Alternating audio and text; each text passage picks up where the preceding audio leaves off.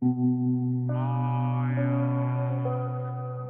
the infected ground, a decade after the apocalypse, a guy was fighting with a monster, and he cursed as he declared that it was no common wave of the dead as there was a level 8 butcher zombie. His name was Yang Fan, a 7th level blade berserker, and as he blocked the monster's attack, he called Kingsu, the girl who was with him, and urged that she should get out of there. Yang Fan screamed in pain as the monster kicked him. Kingsu called Yang Fan with worry when she saw that he was lying on the ground and the monster was about to swing its blade at him. Suddenly, Kingsu ran and stood in between the monster and Yang Fan. The monster swung its blade, and Kingsu protected Yang Fan from it. Yang Fan was horrified when he saw what Kingsu did, and her blood was spurting in front of him. He screamed and grieved as he held the bloody Kingsu in front of him. Yang Fan was enraged, so he quickly grabbed his blade and charged at the monster while calling it a bastard. He swung his blade and shouted that the monster should go to hell. Yang Fan managed to decapitate the monster, and it dropped a crystal when he sent its head flying. He immediately went and grabbed the crystal. While Kingsu was losing her consciousness, she saw the horrified Yang Fan,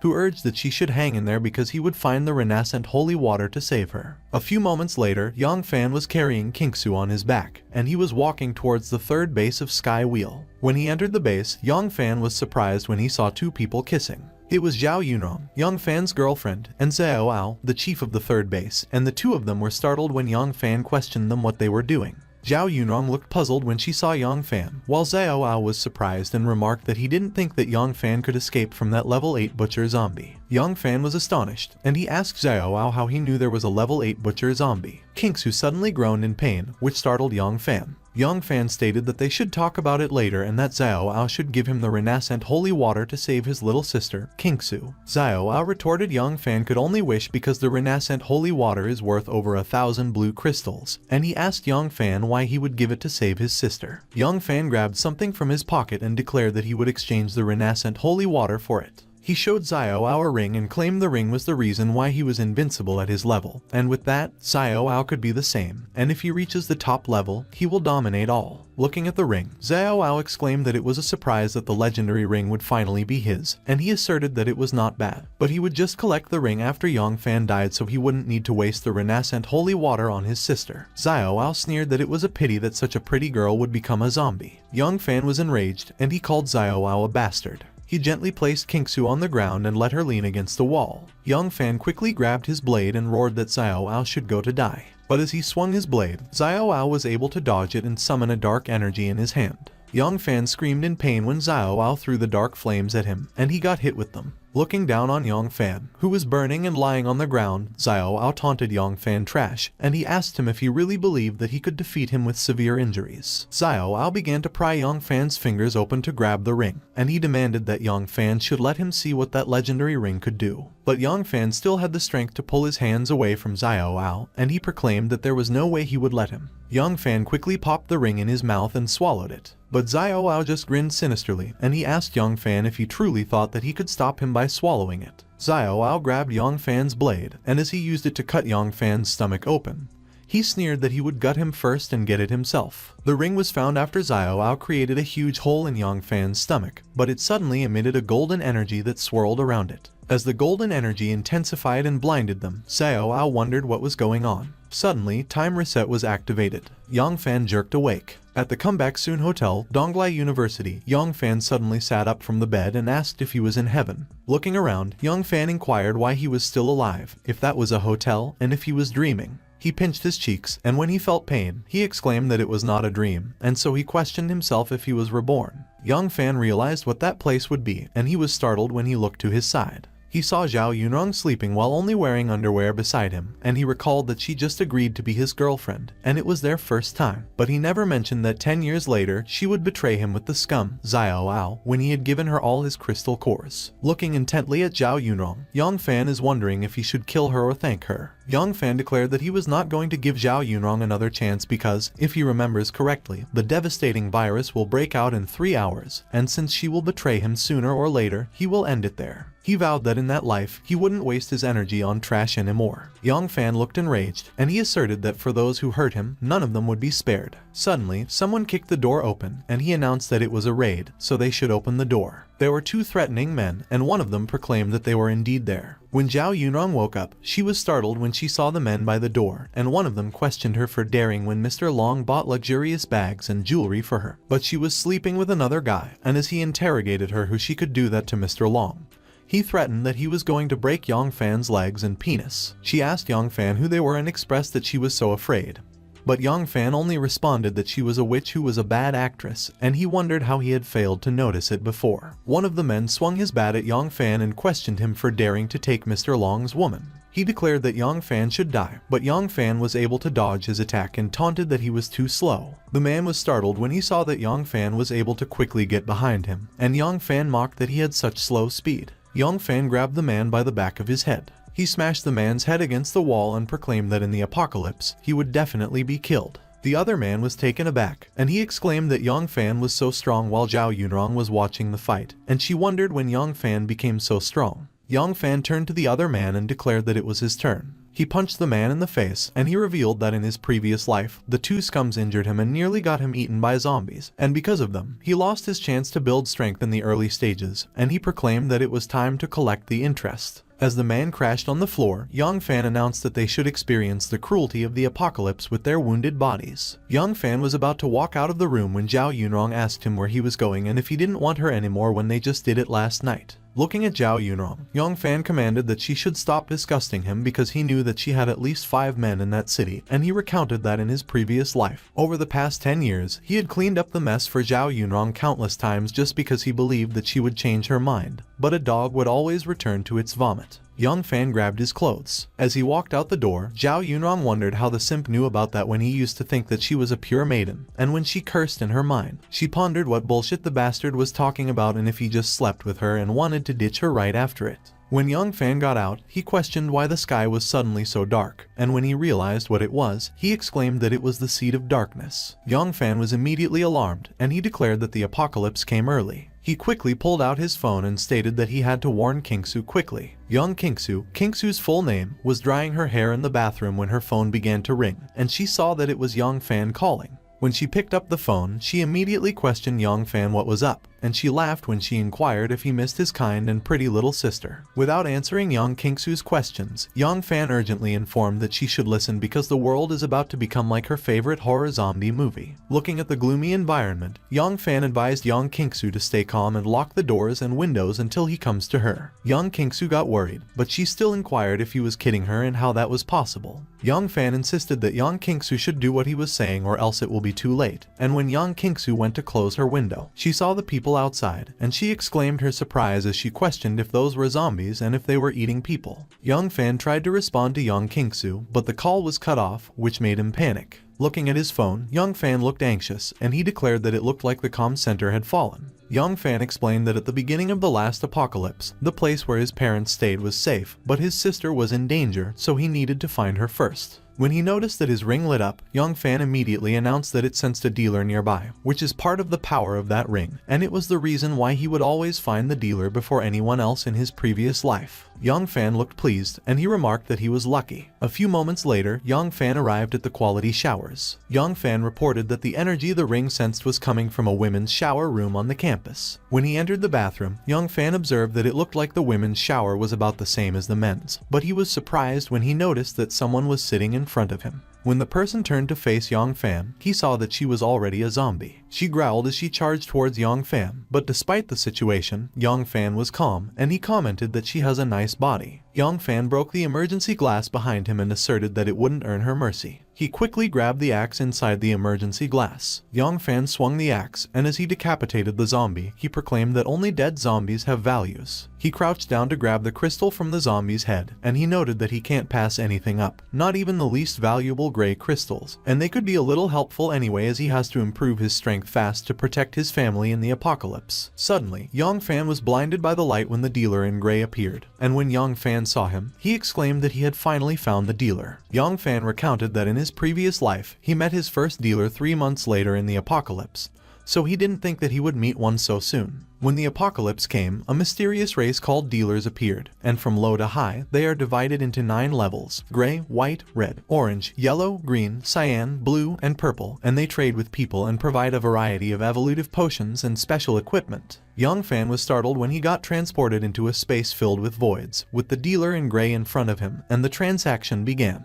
As multiple glowing cards started surrounding him, Young Fan explained that, just like in the last apocalypse, one could approach them and begin a transaction once they had a crystal core on them. Looking at the items, Young Fan observed that the ring still gets him discounts. As he stood in front of a gun item card, which originally cost 800 gray crystals, but has a discounted ring price of 320 gray crystals, Young Fan noted that the ring could refresh the dealer's items once a week, and there's a good chance that a rare card will show up, so it would be great if the ring still has that amazing function. He decided that he would try, and he pointed his ring in front of the item cards, and it began to shine its light. Suddenly, a card containing a hammer appeared, and Young Fan was astonished. It was an artisan card that cost 1,500 gray crystals, but had a discounted price of 600 crystals, and Young Fan expressed that it was great that he got it. Young Fan was transported back to the bathroom when the transaction was completed. Young Fan scratched his head and lamented that he didn't have enough crystals to buy an evolutive potion, even with a discount, so he had to improve his strength fast to get an upper hand in the apocalypse. Suddenly, someone screamed behind a closed door, and it caught Young Fan's attention. Young Fan took a peek, and he observed that someone was in there when he saw that a zombie was walking towards 2 ladies, and the blue-haired one was holding a knife as she asked what the hell was going on and demanded that Wang Yu should wake up. The red-haired girl stepped forward and requested that the blue-haired girl should give her the knife. She called the zombie Wang Yu and warned that she wouldn't go easy on her if she came any closer. But the red-haired girl was alarmed when she saw something. She saw that Young Fan had arrived and decapitated Wang Yu from behind. The red-haired girl remarked that Young Fan killed her, but Young Fan retorted that she should shut up because Wang Yu was a mutant zombie, not a human, and they would be dead if he hadn't killed her, and the blue-haired girl was surprised when he mentioned the zombie. The red-haired girl, Yan Yu, asked Young Fan if the mutant zombie was like the one in movies and cartoons and how it was possible, and when she introduced herself and the blue-haired girl, Duanmui, she asked him who Young Fan was and how he knew that while Duanmui was still thinking about the zombie and was wondering what was going on in that world. When Young Fan heard their names, he immediately knew who they were, and he acknowledged that it was truly a small world. Young Fan knew them as the sharpshooter Yan Yu and Doctor of Mutant Research Duanmui of the Bloody Rose base. Suddenly, another zombie appeared behind Young Fan, and it was about to attack him. Young Fan turned to attack the zombie behind him, but something already hit it, and it fell to the floor. Yan Yu was the one who threw the knife. Duanmui remarked that Yan Yu was good and that it scared the hell out of her, while Yan Fang noted that her blade was fast, and Yan Yu commented that it was a piece of cake because the zombie was a far cry from the flying target he used to shoot as a child.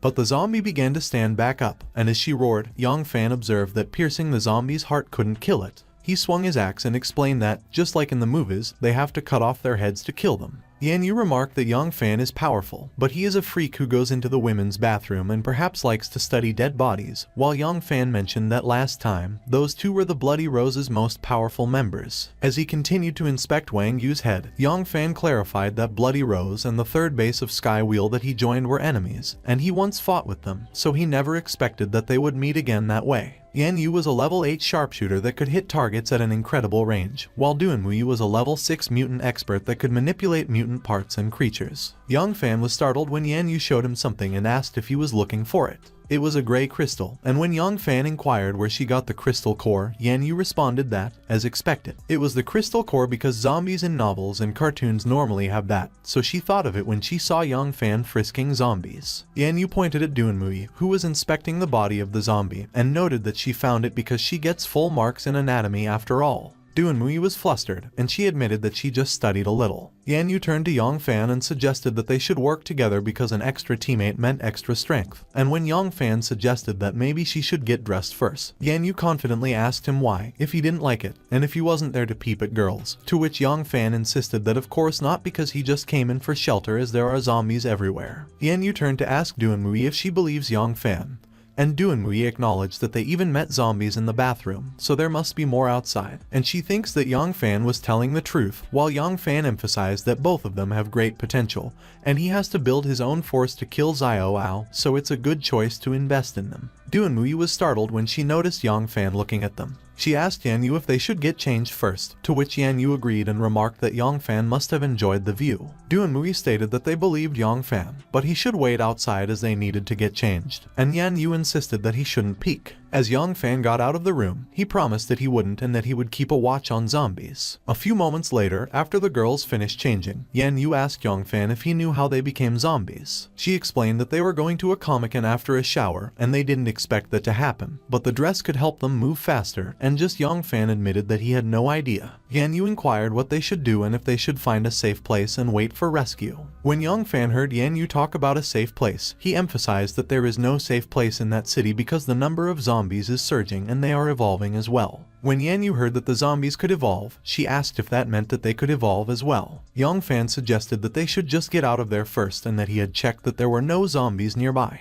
A few moments later, when they were already out of the bath, Yongfan remembered to introduce himself. He stated that as they could see, great changes have taken place in that world, and in order to survive, they have to stick together and he could help them survive. But he has 3 conditions. First, they can't betray their partners. Second, they should give him the crystal cores. And third, they shouldn't jump the gun and follow his lead. Yan Yu asked Duanmui what she thought, and Duanmui commented that Yongfan is really good as he knows how to kill zombies before they even knew what happened, so if they wanted to survive, they had to, and Yan Yu agreed. Yan Yu affirmed that they agreed to Yongfan's terms, but she hoped that he could really lead them to survival, and Yongfan asserted that they should follow him. A few moments later, they arrived at the number 1 teaching building, and it was filled with roaring and growling zombies and the Seed of Darkness. The 3 of them were hiding from behind, and as Yan Yu asked where they were going, she noted that there were so many zombies there. Yongfan explained that they are going to collect the crystal cores, so they should walk quietly behind him and collect them because they will be their important resources in the future. As Yongfan came out of hiding to attack a zombie, Yan Yu asked if he planned to fight that whole group of zombies by himself. The zombie roared, and it was startled when it saw Yongfan swing his axe. Yongfan easily chopped the zombie in half. Something fell to the ground, and Duanmui immediately exclaimed that it was a crystal core. Duanmui quickly went and picked it up.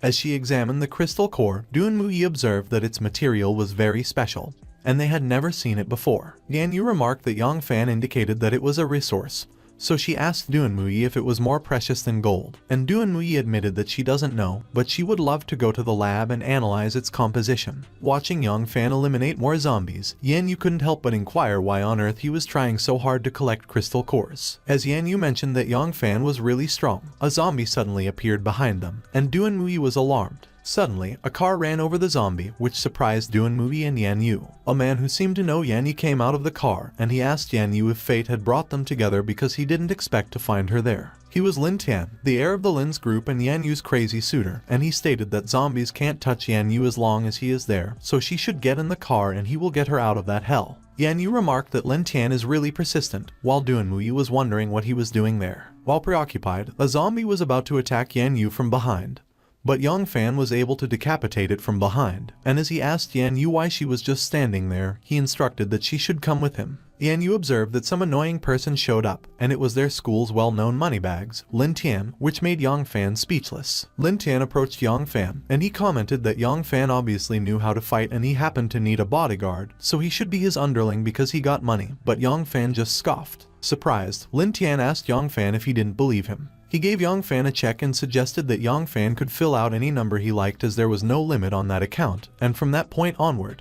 he would pay for all his expenses. Yongfan remarked that the rich kid reminded him of something, that he does have to store some hard currency of the apocalypse, which is food and weapons. Suddenly, 2 zombies attacked Duanmui and she screamed. Yongfan immediately came and decapitated the zombies, and he noted that the noise of the car attracted the zombies and they were coming around, so they needed to break through a SAP. He advised that Duanmui should stay behind him and go. Lin Tian was left behind, and as he called Yongfan a peasant, he questioned him for daring to ignore him. He proclaimed that Yongfan could just ask anyone who he was, and he mentioned that he was the heir of Lin's group, while he called Yan Yu and urged that she should wait for him. He groaned in disappointment when he saw that the zombies' attention was all directed towards Yongfan and the others. As the zombies ran to chase Yongfan and the others, Lin Tian cursed and complained that even zombies are ignoring him, but he could fight 10 of them at once, so they shouldn't run from him. On the other hand, Yongfan was astonished when he saw something, and as he asked how that was possible, Duanmui commented that the flower before them seemed different somehow. Yongfan noted that it was a level 2 mutant plant, and in his mind, he was surprised that a mutant plant appeared so soon, and he observed that everything seemed to be mutating much faster than in the previous life. Duanmui was astonished, and she asked if plants could evolve too. Suddenly, the mutated flower produced a lot of dark pollen,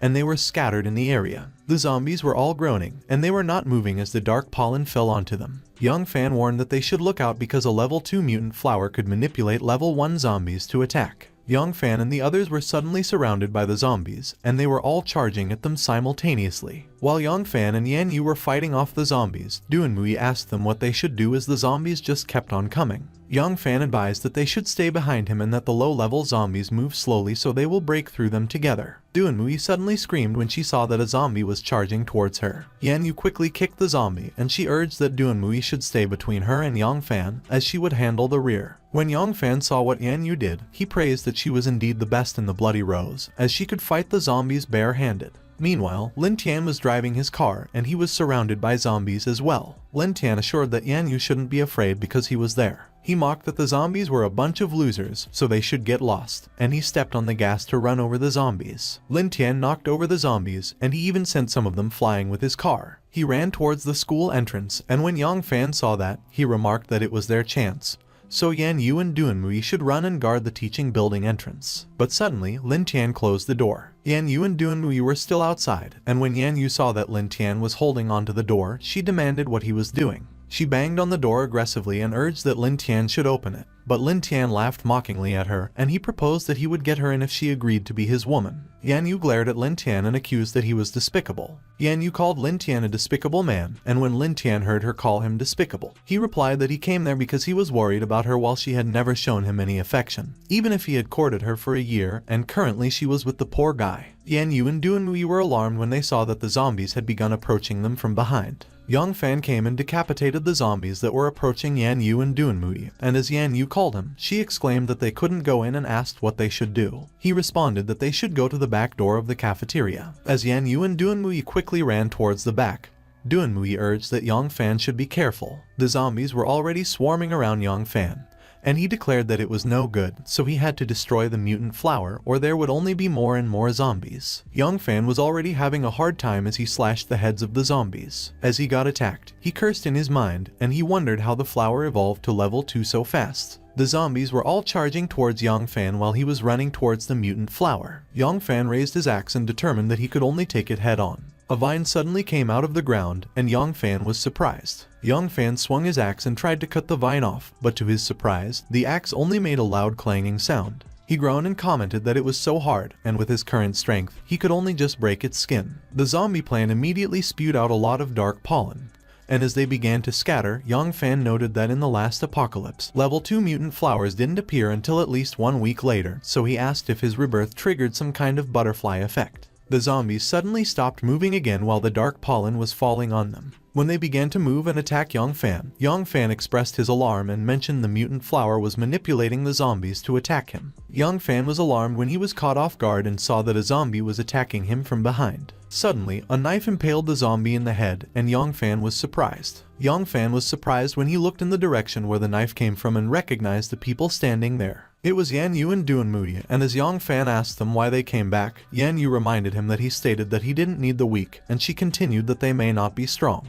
but they could still help him. As they stood together, Young Fan looked glad, as he remarked that he couldn't believe that he had allied with his former enemies. Suddenly, Young Fan noticed that Yan Yu's arm was injured, so he asked her if she was hurt. Yan Yu mentioned that a zombie scratched her, but she was fine, so they should focus on the flower first. Duanmui looked flustered as she handed the cooking oil she was carrying, and when she suggested that they could use fire, Young Fan agreed that it was a good idea. Yan Yu assured that she would cover them and that they should look out for the zombies on both sides, and she went in charge to attack the zombies. Young Fan poured the cooking oil on the flower. He threw a lighter, and as they watched the flower burn, Young Fan let out a sigh of relief and remarked they were lucky it was only a level 2 because normal fire would be useless against a level 3. Suddenly, Young Fan noticed the dark pollen floating around, and he immediately recognized it. He immediately warned that Yan Yu and Duanmui should quickly hold their breath because that pollen could paralyze their nerves and put them to sleep, and Yan Yu observed that even the level 1 zombies were put to sleep. A few moments later, a lot of zombies were lying on the ground,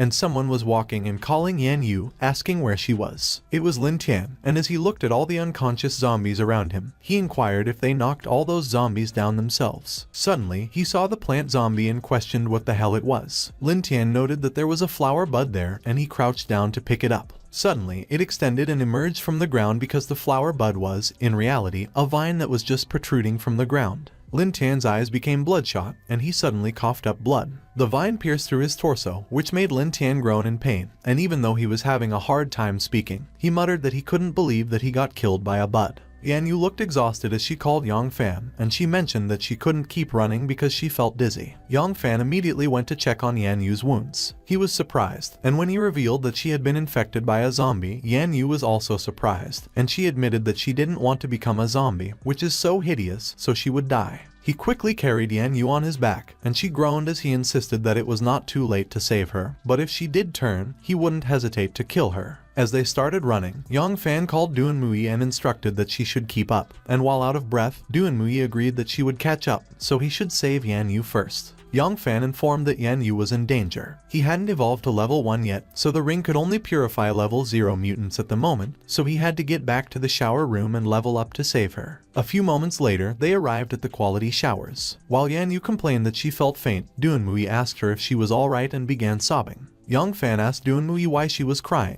and as he reassured that Yan Yu was not going to die, he requested that she should give him all the crystal cores they have collected, which made Duan Mui wonder what Yang Fan would do with them and if they could save Yan Yu. Yan Yu watched Yang Fan, who announced that those crystal cores should be enough, as he walked towards the dealer in gray, while she was wondering who the man in gray was and why there was a man in the women's shower room. Yang Fan stood in front of the dealer in gray and began the transaction. Yan Yu and Duan Mui were both surprised when Yang Fan suddenly disappeared from their sight. The two of them simultaneously exclaimed that Yang Fan disappeared, and Yan Yu wondered if Yang Fan abandoned him and if she would become a zombie. Meanwhile, Yang Fan was in the trading space, and he complained that the apocalypse has just started, yet a bottle of water already costs 4 gray crystals, so he asked if the dealers were loan sharks. Yang Fan acknowledged that fortunately, his ring could give him discounts, so he will get a level 1 evolutive potion, which costs 40 gray crystals, and a bottle of water, which cost 4 gray crystals, and he confirmed the payment. The dealer in gray gave him what he bought and informed that Yang Fan paid 44 gray crystals after discount, and he had 60 gray crystals left. Yang Fan immediately drank the bottle of the level 1 evolutive potion. He reflected that last time, he missed his chance to level up early and became Xiao Ao's underling, and he couldn't utilize the full potential of the ring, and he had to watch his family die. Yang Fan leveled up from level 0 to level 1, and he declared that no one could hurt his family at that time. He began pouring a liquid into the bottled water he bought, and he considered that he couldn't completely trust Yan Yu and Duan Mui, so he should keep the ring's purification ability a secret. The trading was completed. When Yang Fan reappeared at the bathhouse, he asked how Yan Yu was, and when Duan Mui saw him, she wondered how he appeared in there again. But she realized that it was not time to think about that, so while sobbing, she urged that Yang Fan should check Yan Yu out because she was unconscious. Yan Yu was lying on the bench, panting, and when Yang Fan saw that, he was alarmed, and he alerted that Yan Yu was about to mutate. Yang Fan stressed that there was no time, and as he drank the bottled water, Duan Mui was worrying in the corner, thinking about what they should do. He started to transfer the water to Yan Yu using his mouth, and he observed that Yan Yu was gnashing her teeth even in a coma, and a lot of purifying water had flowed out, so he doesn't know if it will decrease its potency. Duan Mui was astonished by what Yang Fan did. Suddenly, the infection on Yan Yu's arm started to subside. Yan Yu slowly woke up while Yang Fan was still transferring the water into her mouth. She quickly shoved Yang Fan away.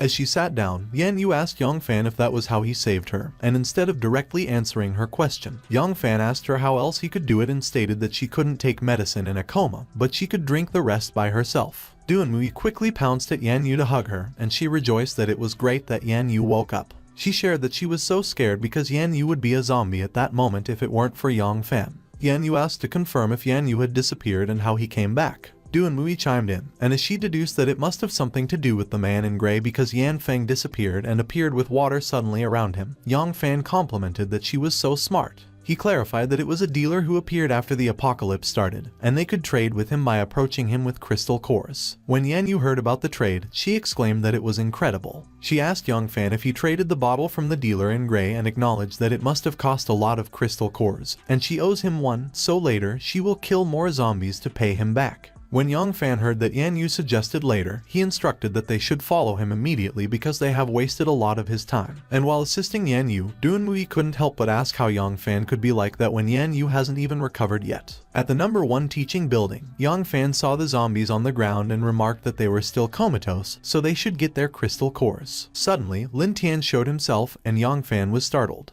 Lin Tian growled, and when Yang Fan recognized Lin Tian, he asked how he became a zombie. Yang Fan was suddenly on guard, and he warned that everyone should be careful because something was wrong there. Suddenly, the ground behind them started to rumble, and a vine came out of it. Yang Fan quickly jumped to grab and save Yan Yu, and he shouted that she should look out. On the other hand, Duanmui was running away from the vine when Yang Fan explained that the plant's attack has a limited range and the vines aren't long enough to attack them if they keep a safe distance. But Yang Fan and Yan Yu were surprised when they heard Duanmui scream. Duanmui was caught by the vine, which was a level 1 mutant spore, and Duanmui exclaimed that it moved so fast. Yang Fan quickly ran towards Duanmui, and he advised that she shouldn't struggle because it was a spore from the level 2 mutant flower, and it wanted revenge. He swung his axe and cut off the vine, which created a loud, booming sound. As Duanmui fell to the ground, Yang Fan asked her if she could still move, and as he instructed that she should go hide and stay out of the way so she wouldn't make things any worse, Duanmui agreed, and she apologized that she was too slow. Suddenly, the demon spore flower spewed out a poison pollen bullet. When Yang Fan saw that, he immediately instructed that they should hold their breath because it was poisonous. As Yang Fan cursed and complained that he couldn't open his eyes, a vine suddenly emerged from the ground behind him.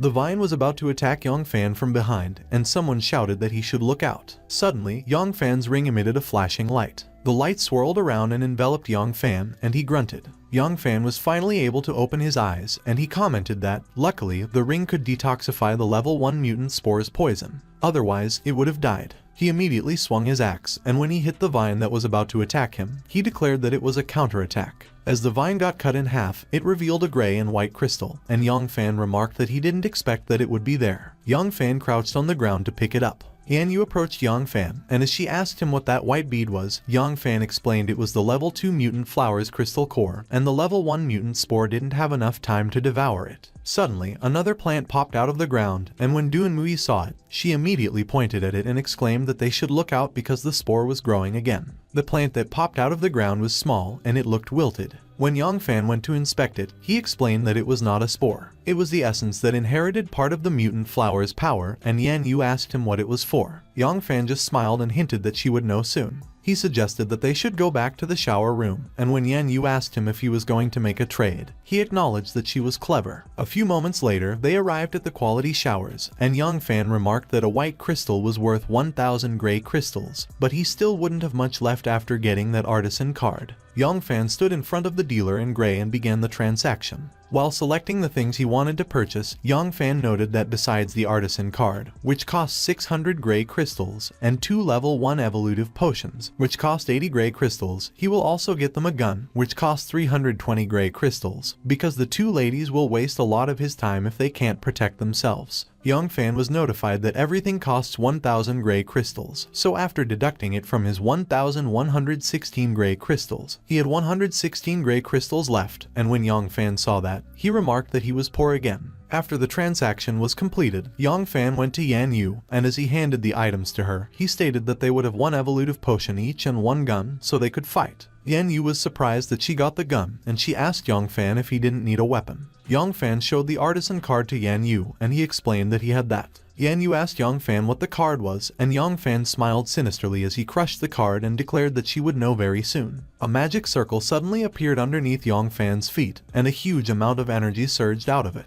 As the energy disappeared, Yang Fan clenched his fist, and he stated that at that time, he got the artisan profession and the ring, so Xiao should not die before he comes for him. Yan Yu approached Yang Fan, and she remarked that he looks the same as he did before, to which Yang Fan replied and noted that sometimes their eyes may deceive them, so he would show her something. Yang Fan picked up his axe, and he proclaimed that with the artisan profession, he could make a best armed team in the apocalypse and crush the Sky Weebazel once and for all. He used his artisan skill, transformation, on the axe he was holding. The axe suddenly started to melt. Yan Yu was amazed when the axe turned into a blade, and Yang Fan explained that an artisan could forge anything into equipment. Yang Fan mentioned that he would add the mutant essence on top of that, and he used his artisan skill, advancement. The blade began absorbing the essence of the crystal core that Yang Fan was offering to it. Suddenly, the blade let out a burst of zapping energy, and it became a leveled poison moon blade. Yang Fan revealed that the blade could paralyze the enemy, which amazed the two ladies, and Duanmui exclaimed that it sounded amazing.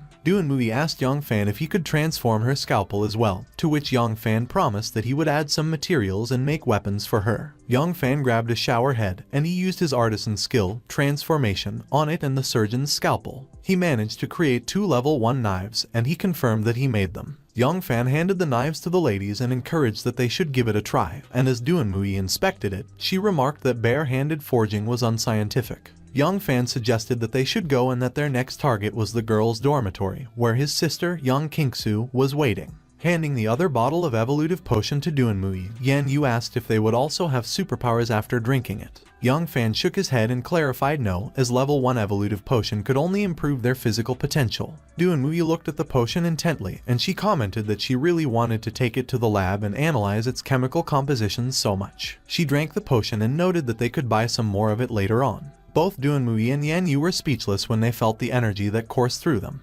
Duanmui observed that it was amazing, as she feels that her body is full of strength, while Yan Yu remarked that she thinks that she could fight 100 zombies. A few moments later, Yang Fan threw a zombie out of a car and commanded that they should get in the car. Yang Fan looked so agitated as he drove the car, and he announced that he was coming for Yang Kingsu. He drove forward so fast that he sent a zombie flying when the car bumped into it. Meanwhile, the grounds in front of the number 1 girls' dorm were filled with zombies. Yang Fan and his group arrived, and as one of them mentioned that zombies were following them, another suggested that they should block the entrance with the car. Duanmui and Yan Yu quickly ran up the stairs, and as they asked Yang Fan which room his sister was in, he responded that it was 501. When they arrived at room 501, they saw a few zombies lying in the hallway, and as Yan Yu observed that something was off there, Yang Fan noticed that the door was open. As they entered the room, they saw that it was a mess and the window was broken, which made Yang Fan worry about Yang Kingsu. Yan Yu inspected the marks by the window, and as she commented that there were signs of struggle, she was about to ask Yang Fan if something had already happened to his sister, but she trailed off. Yang Fan cut Yan Yu off and insisted that she should shut up because that was impossible. Suddenly, Duanmui, who climbed up the bunk bed, called Yang Fan and mentioned that there was a phone there. When Yang Fan looked at the phone, he immediately exclaimed that it was Yang Kingsu's phone, and when he saw the notification that the smart bracelet had been disconnected for 15 minutes, he speculated that she might not be far away, so they should look for her separately. Meanwhile, at the activity room on the 7th floor, Yang Kingsu was held captive by a group of men along with other girls, and one of the men proposed that they should let him check which one of them has the smoothest skin, and he was going to spend the night with her. Yang Kingsu was horrified when one of the men touched her face and commented that her skin is so smooth.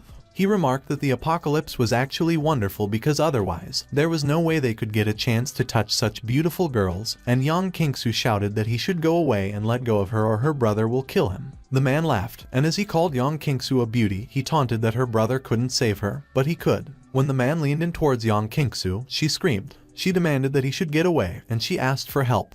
But the man just commented that she does have a beautiful voice, and her scream is getting him more and more excited. Tears welled up in the corner of Yang Kingsu's eyes as she regretted that if she had listened to Yang Fan, she wouldn't have opened the door for those damned wretches. Suddenly, Yang Fan arrived, and as he kicked the door, he yelled and ordered that they should stop. Yang Kingsu's face immediately lit up when she saw Yang Fan, while the man who was harassing her was surprised. Yang Fan looked so pissed, and as he called the man scum, he demanded that he should get his hands off. He swung his blade at the man and cursed that he should go to hell. The 3 remaining men were pissed. One of them cursed as he called Yang Fan a bastard, and as he questioned him for daring to attack their boss, he threatened that Yang Fan was courting death, while another man declared that it would be Yang Fan's last day. Releasing the zapping energy from his blade, Yang Fan reassured Yang Kingsu that she shouldn't be afraid because he wouldn't spare those bastards who bullied her earlier. Yang Fan swung his blade, and he cut one of the men in half. The other man was about to attack Yang Fan with a knife, and he cursed as he asked Yang Fan who he thought he was and threatened that he should go to hell. But suddenly, a knife hit the man on the forehead. It was Yan Yu who threw it, and Yang Fan was surprised. The remaining man was horrified when he saw the bodies of his companions lying on the floor. He immediately bowed down in front of Yang Fan, and as he pleaded for mercy and begged Yang Fan to not kill him, he admitted that they were wrong. Meanwhile, Yan Yu looked concerned as she asked if the man died, and she confessed that she lost her mind.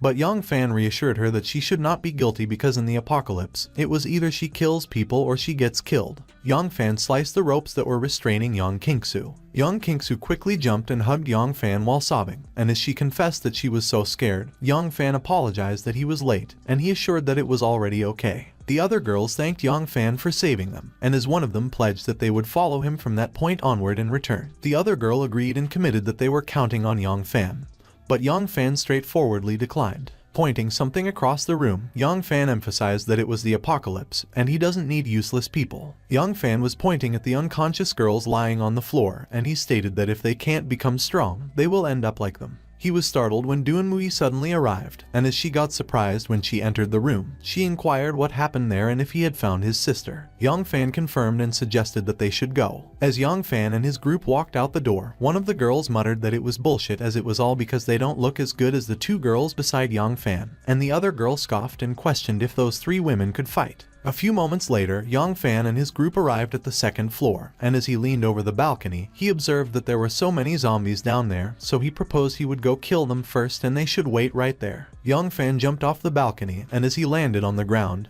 he declared that he was coming for the crystal cores. He immediately charged and kneed one of the zombies in the face. When Yang Fan swung his blade to slash another zombie, Yang Kingsu cheered for him. After a while, Yang Fan announced that the zombies are dead, so they should come down, and as Yan Yu agreed, Yang Kingsu was amazed, and she praised that Yang Fan was amazing. A car was passing by a supermarket that was surrounded by a horde of zombies that were roaring. Suddenly, someone's stomach began to grumble. It was Yang Kingsu, and when Yang Fan heard that, he suggested that Yan Yu should stop and that they should stop by the supermarket, which made Yang Kingsu glad. But she asked Yang Fan if they really would because so many zombies are over there. Doonmui mentioned that they needed to stock up on food and water, and normally, such big supermarkets have remote back doors for transporting goods, so they should get in from there. Yan Yu agreed, and she announced that everyone should sit tight because they would go to the back door, which made Yang Kingsu excited. They drove towards the back door at an incredible speed, and the tires screeched when Yan Yu hit the brakes, and they saw a zombie in their way. Yang Fan got out of the car, and he declared that he would kill that zombie, so they should follow him. He attacked the zombie, which was immediately pushed back. A few moments later, a door swung open. It was the door to the supermarket, and Yang Fan and the three girls came in. Looking around, Yan Yu observed that, to her surprise, there are no zombies in that supermarket with plenty of supplies, so they should stay there for the night. While Yang Kingsu got so excited when she saw her favorite potato chips and Coke and exclaimed that she feels like she regained happiness. But Doonmui suddenly remarked that something was wrong because a lot of zombies should be in a crowded area like a supermarket. Looking at the glass window, Doonmui also noted that, what was more, the zombies gathered in front of the supermarket seemed to be attracted by something. Yang Fan was startled when Yang Kingsu suddenly called him and reported that there was blood in there. When they went to check, they saw that the entire aisle was a mess and was filled with a huge pool of blood. And as Yang Kingsu expressed her alarm, she observed that there was much blood, so it was no wonder that so many zombies were at the entrance. Someone touched the blood to examine it. It was Doonmui who examined the blood, and Yang Fan was alarmed when she revealed that it was human blood, so everyone should watch out. Yang Fan was on guard as he watched the horde of zombies outside gathering by the glass window, and he advised that the others should step back and find a safe place to collect supplies. He went to investigate what the zombies were attracted to, and he saw that there was a huge piece of meat by the window. Yang Fan noted that it looked like someone dumped a clot there on purpose to attract the zombies. Doonmui observed that it was a good strategy because there is plenty of food.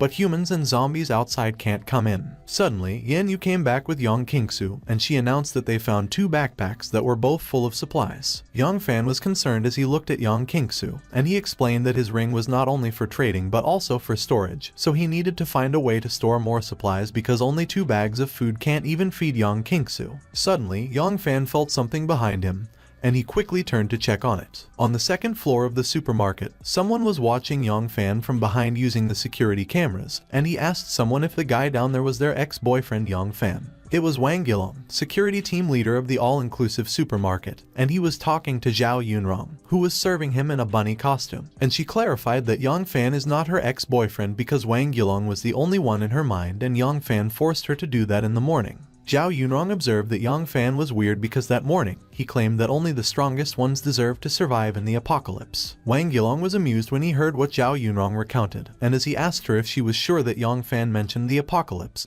and if she was not lying to him, Zhao Yunrong insisted that there was no way she would lie to him and protested that he was hurting her. Wang Yilong made Zhao Yunrong suck his index finger, and as he called her a little slut, he promised that he would show her how awesome she is that night, which made Zhao Yunrong moan, and she teased that Wang Yilong was naughty. When Zhao Yunrong looked at the camera footage, she was pissed and complained that Yang Fan was a scum. She exclaimed that it was no wonder that Yang Fan left her alone in the hotel because he got new lovers and he made her serve such a pervert. Both Yang Fan and Yan Yu got close to the camera. Zhao Yunrong suddenly pointed at the screen and remarked that Yan Yu's pistol was glowing, and Wang Yilong commented that it was nice. She also observed that those three women around the brat, Yang Fan, were pretty, which made Wang Yilong call his guys, and he ordered that they should go get those women because even if they have to die, they should enjoy the great moment. One of the men cursed and complained that he was injured because of a sneak attack that morning and was nearly killed by a zombie, so he would make Yang Fan pay for that. To which Wang Yilong agreed. Yang Fan glanced at the CCTV camera behind him. He walked towards the others and suggested that they should have a rest there as he was going to collect some stuff. When he passed by Yan Yu, he discreetly informed her that they were under surveillance, so they should split up, and Yan Yu asked him if there was anyone else. Yang Fan leaned into Yan Yu's ears and whispered she should listen to him. A few moments later, someone was walking along a path that was filled with cluttered products on the floor. It was Yang Fan, and he mentioned that in the apocalypse, a bottle of pure water is worth 4 gray crystals, and a bottle of Coke could sell for 20 gray crystals, so he better stock more of such valuable stuff in his ring. As he picked up a bottle of water off the floor, Yang Fan noted that the ring currently has only 10 square meters of storage space, so he needed to upgrade it ASAP to store more supplies. Yang Fan suddenly threw the bottled water towards the CCTV camera and smashed it. He extended his hand to use his ring. Yang Fan instructed that it should absorb, and the ring began sucking the products on the shelves. When Yang Fan emptied the shelf in front of him, someone suddenly threw a knife at him while cursing, and as the person asked where his stuff was, they called Yang Fan a bastard and questioned him for daring to touch it. Yang Fan managed to dodge the knife, and as he turned to face the person, he inquired if it was a sneak attack. It was Wang Yilong who threw the knife, and Yang Fan was surprised when he saw the group of men.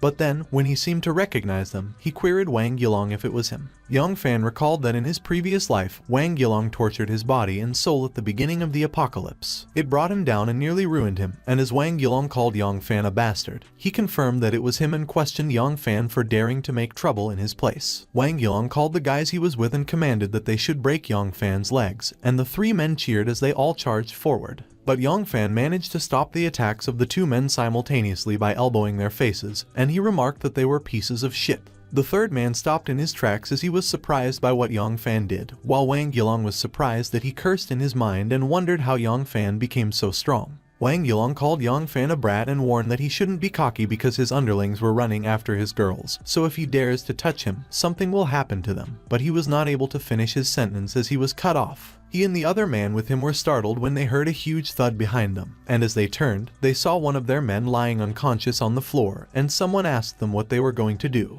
It was Yan Yu, and while she was grabbing another man by his hair, she revealed that, just as Yang Fan expected, those scums tried to sneak up on them while he was away, but she had downed them. Wang Yilong was extremely surprised, and he cursed as he exclaimed that he was screwed. He quickly kneeled in front of Yang Fan to apologize, and as he requested that Yang Fan forgive him, he confessed Zhao Yunrong asked him to do that. But Wang Yilong was secretly grabbing his bat, and he muttered that Yang Fan was the son of a witch who dares to ambush him so he will kill him. Yang Fan was startled when Wang Yilong suddenly swung his bat, called him a brat, asked him who he thought he was, and demanded that he should take that. But Yang Fan managed to grab the bat, and he immediately used his artisan skill, transformation, on it. The bat's handle transformed and became sharp, and as it pierced through Wang Yilong's hand, he screamed and complained about it. While he was crouching on the floor in pain, Wang Yilong cursed and demanded what tricks Yang Fan played, and he urged that Yang Fan should let him go or he was going to kick his ass. Meanwhile, the other men were terrified when they saw what Yang Fan did, and as one of them ran away and described Yang Fan as a monster, the other was frozen in place, and he pleaded that he didn't do anything and requested that Yang Fan spare him. On the other hand, seeing what Yang Fan did, Yan Yu commented that it was amazing and that she could not believe that the skill could work that way. Yang Fan asked Wang Yilong if he was going to kill him, and as Wang Yilong pleaded for mercy, he disclosed that the witch Zhao Yunrong instigated him to do it, so Yang Fan should go kill her, and he requested that Yang Fan let him go. Yang Fan agreed with Wang Yilong, and as he stated that he would let him go, he used his artisan skill, transformation, on the bat again. But instead of removing the bat from Wang Yilong's hand, Yang Fan made the sharp end grow and stab Wang Yilong on the neck, and as he walked away, he exclaimed, "To hell that was." Looking at the lifeless body of Wang Yilong on the floor, Yan Yu commented that it was amazing, and she wondered when she could have such awesome magic power. The two remaining men were bowing in front of Yang Fan, and as one of them pleaded that Yang Fan not kill them and declared that they wouldn't dare to do that again, the other repeatedly pleaded that Yang Fan spare them.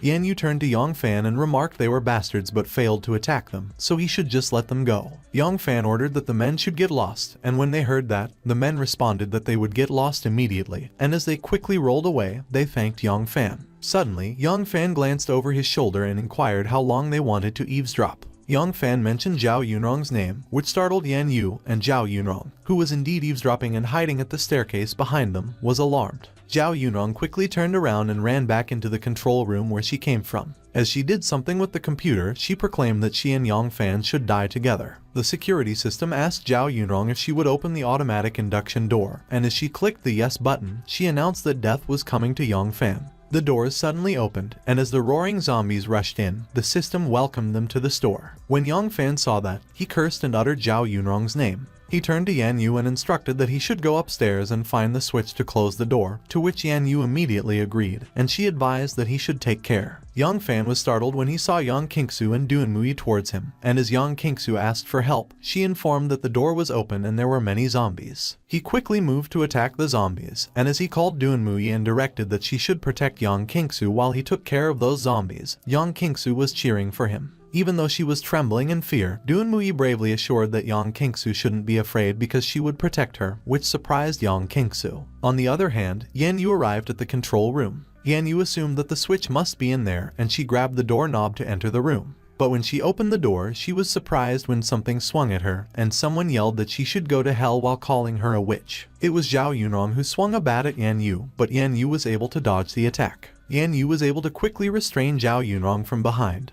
And as she proclaimed that she knew that there was an ambush, she asserted that the evolutive potion had made her a lot more agile. Zhao Yunrong got her hands tied, and she was left sitting on the floor. Yan Yu was working on the computer, and when Zhao Yunrong called her a witch and demanded that she should let her go, Yan Yu instructed that she should shut up as she would deal with her later. The doors began to close, but they were stuck as the zombies kept coming in, and when Yang Qingsu saw that, she called Yang Fan and informed that the door couldn't shut. Yang Fan was still killing zombies, and he assured that it was okay because he was there. Suddenly, Yan Yu arrived with Zhao Yunrong, and when she asked Yang Fan what they should do with Zhao Yunrong immediately asked Yang Fan for help and complained that the bad woman, Yan Yu, was fierce. Yan Yu questioned Zhao Yunrong if she was out of her mind because she opened the door to kill them, yet currently she was asking Fan to help her. And Zhao Yunrong justified that she was helping them deal with Wang Yilong as they killed the supermarket staff and tried to kill Yang Fan. Zhao Yunrong was caught off guard when Yang Fan caressed her face and inquired if she declared that she was trying to help them. She seductively affirmed yes and that she loves Yang Fan so much, and Yang Fan questioned her if that was real. Yang Fan smiled sinisterly, and he commanded that Zhao Yunrong should just go to the underworld and kill Wang Yilong again.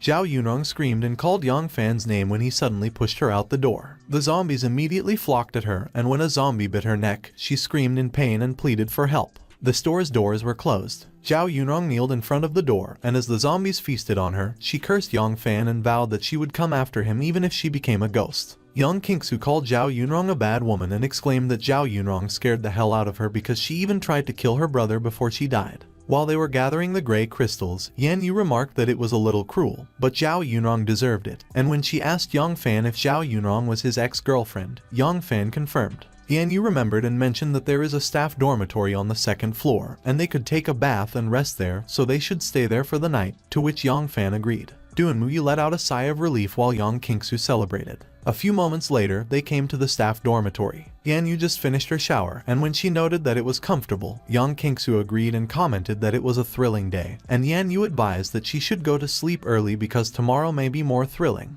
Duanmui, who doesn't need to wear glasses anymore after she drank the level 1 evolutive potion, also finished her shower, and she expressed that it was a relief. Meanwhile, it was already quiet in the supermarket downstairs. Yang Fan was using his ring to absorb something. He was collecting all the goods and emptying the shelves. Yang Fan left when all the shelves in the store were empty. The next morning, 3 men were entering the store through the back door. But when they got inside, they were astonished when they saw that the place was empty. The chubby guy asked what was going on, and he remarked that there was no food left. The guy in the tank top sat on the floor in disappointment as he cursed and exclaimed that they had an exhausting trip to get there, but nothing was left. And the guy in the green jacket stated that it was strange that everything was gone overnight. Suddenly, the guy in the green jacket was surprised when he saw the stairs. He immediately went back to his companions and informed that they should come with him because there was a second floor in that supermarket. As they climbed up the stairs, the guy in the green jacket cursed, and as he muttered that it was quiet and he hoped that the zombies wouldn't pop out of nowhere, the guy in the tank top called Sinan, the chubby guy,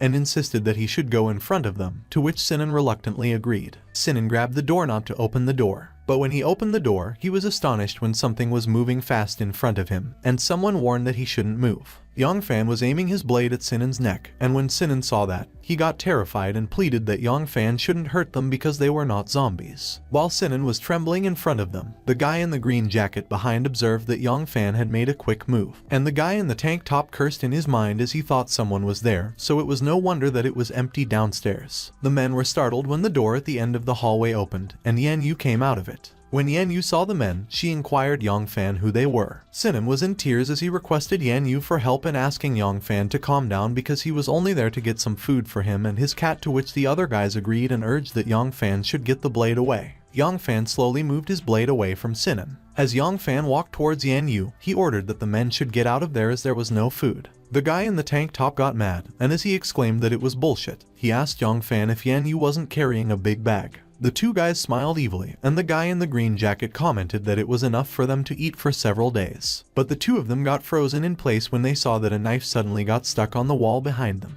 It was Yan Yu who threw the knife, and as she questioned them for daring to covet her stuff, she demanded that they should get away. The guy in the tank top was horrified, and as he cursed Yan Yu and called her a witch in his mind, he whispered that it scared the hell out of him because he was close to having his head pierced. The guy in the green jacket quickly grabbed the arm of the guy in the tank top, and as she complimented Yan Yu pretty, he insisted that it was a misunderstanding because his dude was talking nonsense, so they would get out of there immediately. As they walked away, the guy in the tank top asked Kang, the guy in the green jacket, if he was serious when the witch Yan Yu almost killed him, and Kang advised he should take it easy because they can't beat them head on, so they will follow them and look for a chance to grab the bag. Sinan got terrified when Yan Yu asked him why he was still there. He quickly replied that he was not one with the two guys, and he just ran into them when looking for food. He mentioned that if they give him some cat food cans, he could tell them some news in return, as he knew a base for survivors where there are no zombies, but military protection. While Yan Yu asked if there weren't a few cat food cans downstairs,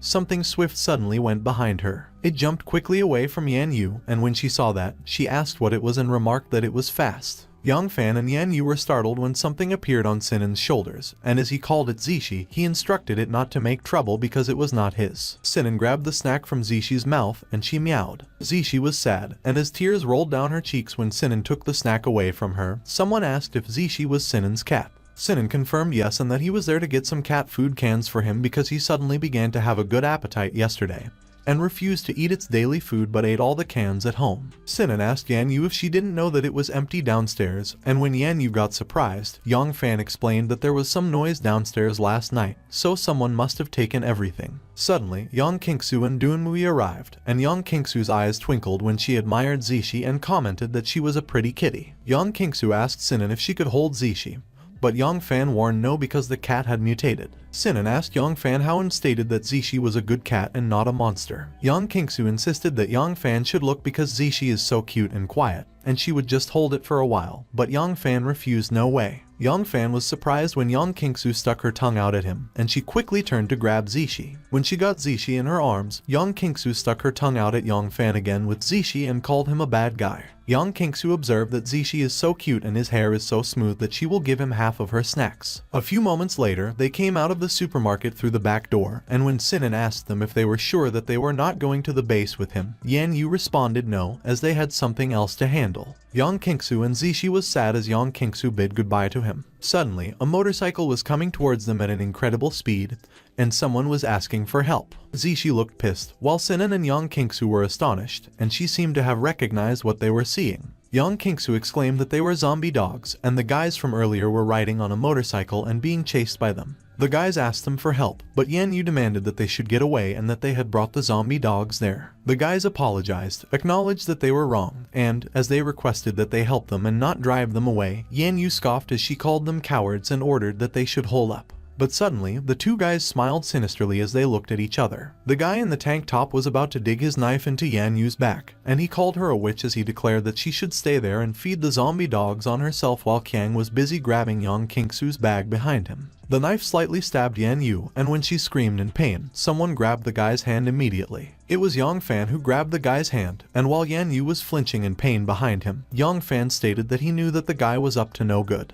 The guy kneeled on the ground due to pain, and he cried that it hurt, so Yang Fan should let him go. On the other hand, Duan Muyi and Sinan were both helping Yang Kingsu pull her bag away from Kiang, and Kiang demanded that they should give him the bag, and as he called Sinan fatso, he shouted hands off. Kiang was gritting his teeth and was giving it all he had to take the bag away from them. Suddenly, Kiang pointed behind them and shouted that there were zombie dogs, which distracted Sinan and Yang Kingsu. Kiang quickly snatched the bag away, and as he called Yang Kingsu a witch, he demanded that she should give it to him. Suddenly, the motorcycle began revving up. Kiang fled using the motorcycle while he was carrying Yang Kingsu's bag, and the guy he was with was astonished when he exclaimed that he would see him around. He called everyone bloody idiots, and he thanked them for blocking the zombie dogs. A zombie dog appeared behind Yang Fan, and it roared ferociously. Yang Kingsu got worried about Yang Fan, and she called his name. On the other hand, the guy in the tank top was horrified when he saw that Yang Fan was not letting him go. The guy screamed when Yang Fan threw him towards the zombie dogs. As Yang Fan prepared himself to fight, he declared that everyone should get in the car and not get underfoot. Suddenly, Yan Yu gave her bag to Duan Muyi and instructed that she should hold it. Yan Yu came after Yang Fan, and she insisted that she doesn't always want to be the weak one relying on him.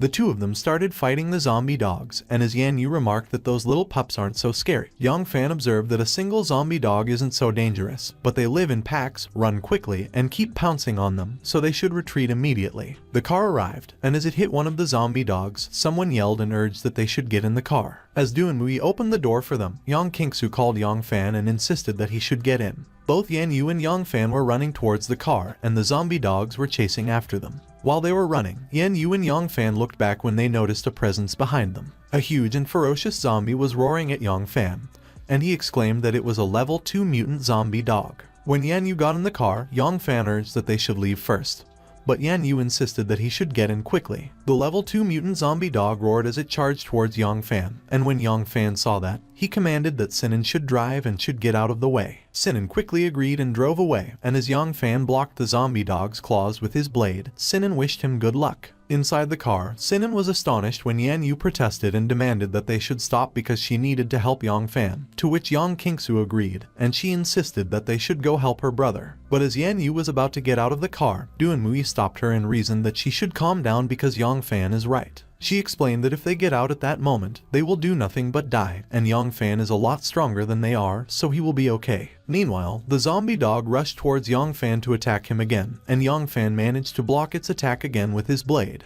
The weight of the zombie dog was heavy that it managed to push Yang Fan to the ground, and it growled as it kept on pushing. Yang Fan was unfazed by the situation, and he confidently taunted the zombie dog if it wanted to bite him. He grabbed the hilt of his blade firmly and asserted that his level 2 blade was not going to let that happen. Yang Fan swung his blade and swiftly decapitated the zombie dog. After defeating the zombie dog, Yang Fan got a white crystal, and he noted that it was nice. Suddenly, Yang Fan was surprised when he noticed that a pack of zombie dogs were barking and charging towards him. Yang Fan warned that although the level 2 giant zombie dog is killed, the smell of blood will only attract more zombie dogs, and he can't kill them all. Suddenly, a car drove behind Yang Fan. Yan Yu quickly opened the door, and as she extended her hand to Yang Fan, she urged that he should get in. Yang Fan immediately took Yan Yu's hand. Yan Yu pulled Yang Fan inside the car, but Yang Fan's face got buried in her bosom, so she was flustered, and she muttered that he should sit up. She was in a daze while she was blushing profusely. Yang Fan agreed, and when he sat up, he looked out the window and saw that the pack of zombie dogs were still chasing them. Calling Sinan chubby, Yang Fan instructed that he should take a few more turns to shake off the zombie dogs, to which Sinan immediately agreed.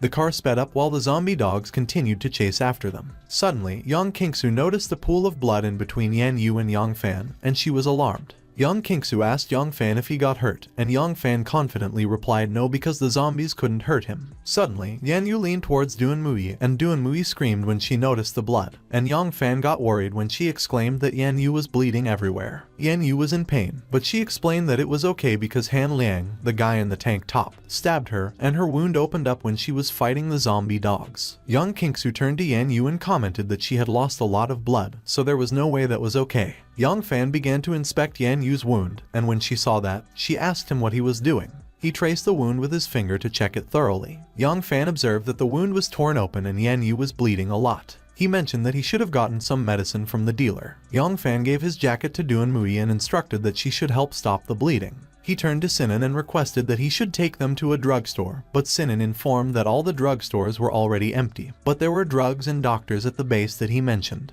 When Yang Fan heard about the doctors, he decided that they should go to the base. Sinan agreed, and he indicated that 2 more turns and they would be there, as it was at that district's largest shopping mall. A few moments later, the car parked in front of the shopping mall, and Sinan announced that they had arrived. It was the base. Yang Fan looked up at the building as soon as he got out of the car. He expressed that he couldn't believe that the place got established so early, because last time he was tortured by Wang Yilong for a whole month before coming there, where a doctor saved him. But unfortunately, the doctor was killed for disobeying orders and treating patients for free. Yang Fan resolved that, currently, he could keep that from happening and save the doctor. Meanwhile, Duan Mui and Yang Qingsu were helping Yan Yu walk, and as Duan Mui encouraged that Yan Yu should hold on because the doctor was coming, Yan Yu assured that it was alright because she can manage. Sinan suddenly started running in front of them. He urged that they should hurry, and as he pointed ahead, he identified that it was the gate, so they should come with him. Sinan quickly approached the 2 guys guarding the gate, and he requested that they open the gate because they have a seriously injured patient there. But the red-haired guy immediately refused because they don't let the wounded in, as no one knows whether she was bitten by a zombie, and zombies are forbidden, to which the brunette guy concurred.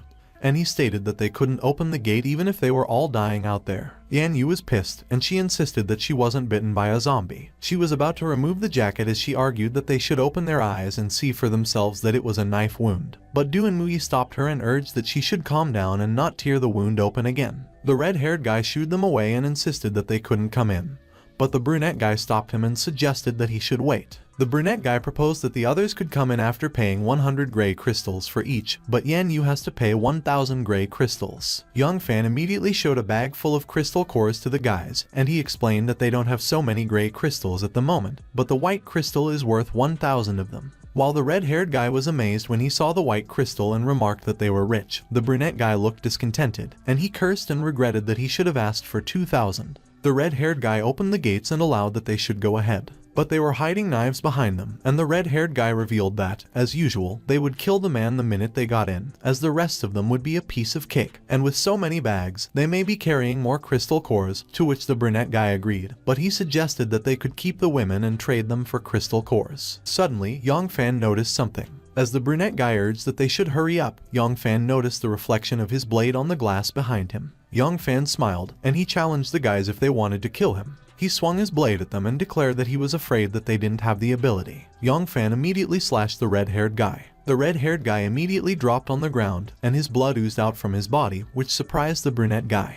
The brunette guy was enraged, and as he questioned Yang Fan for killing his brother, he shouted that he should go to hell. But the brunette guy froze when Yan Yu suddenly stabbed him from the back, and she apologized for depriving him of his revenge. As the brunette guy fell on the ground, Yan Yu expressed her pain, and as she mentioned that she just tore her wound again, Yang Fan got worried about her, and he remarked that she didn't have to do that. Yang Fan called Yang Qingsu and instructed that she should get his bag back and frisk the men, and all the crystal cores she would find were hers. Yang Qingsu immediately crouched down to check the brunette guy and responded that it was no problem because it was something she was good at. As she handed Yang Fan's bag back to him, Yang Fan complimented that she did good. Looking at the handful of gray crystal cores she got, Yang Qingsu commented that they were poor wretches because it was all they had. Meanwhile, Sinan looked concerned as he observed Yang Fan and his group, and he muttered that they looked gentle but were actually ruthless murderers and thieves, so he should better find a chance to get away. Suddenly, Yang Fan called a dude behind him. Yang Fan noticed that someone was watching them from the upper floor, and he remarked that the dude could already go downstairs. The dude gave his applause to Yang Fan. He seemed like the boss of that place as he was surrounded by armed men in suits, and as they walked down the stairs, he stated that Yang Fan is bold and powerful and asked what his name was. Yang Fan gave his name, and the dude introduced that people in that place called him Mr. Bao, and he used to be in the security business, and currently, he was in charge of that base. Mr. Bao informed that he was lacking deputies and asked Yang Fan if he would like to join them.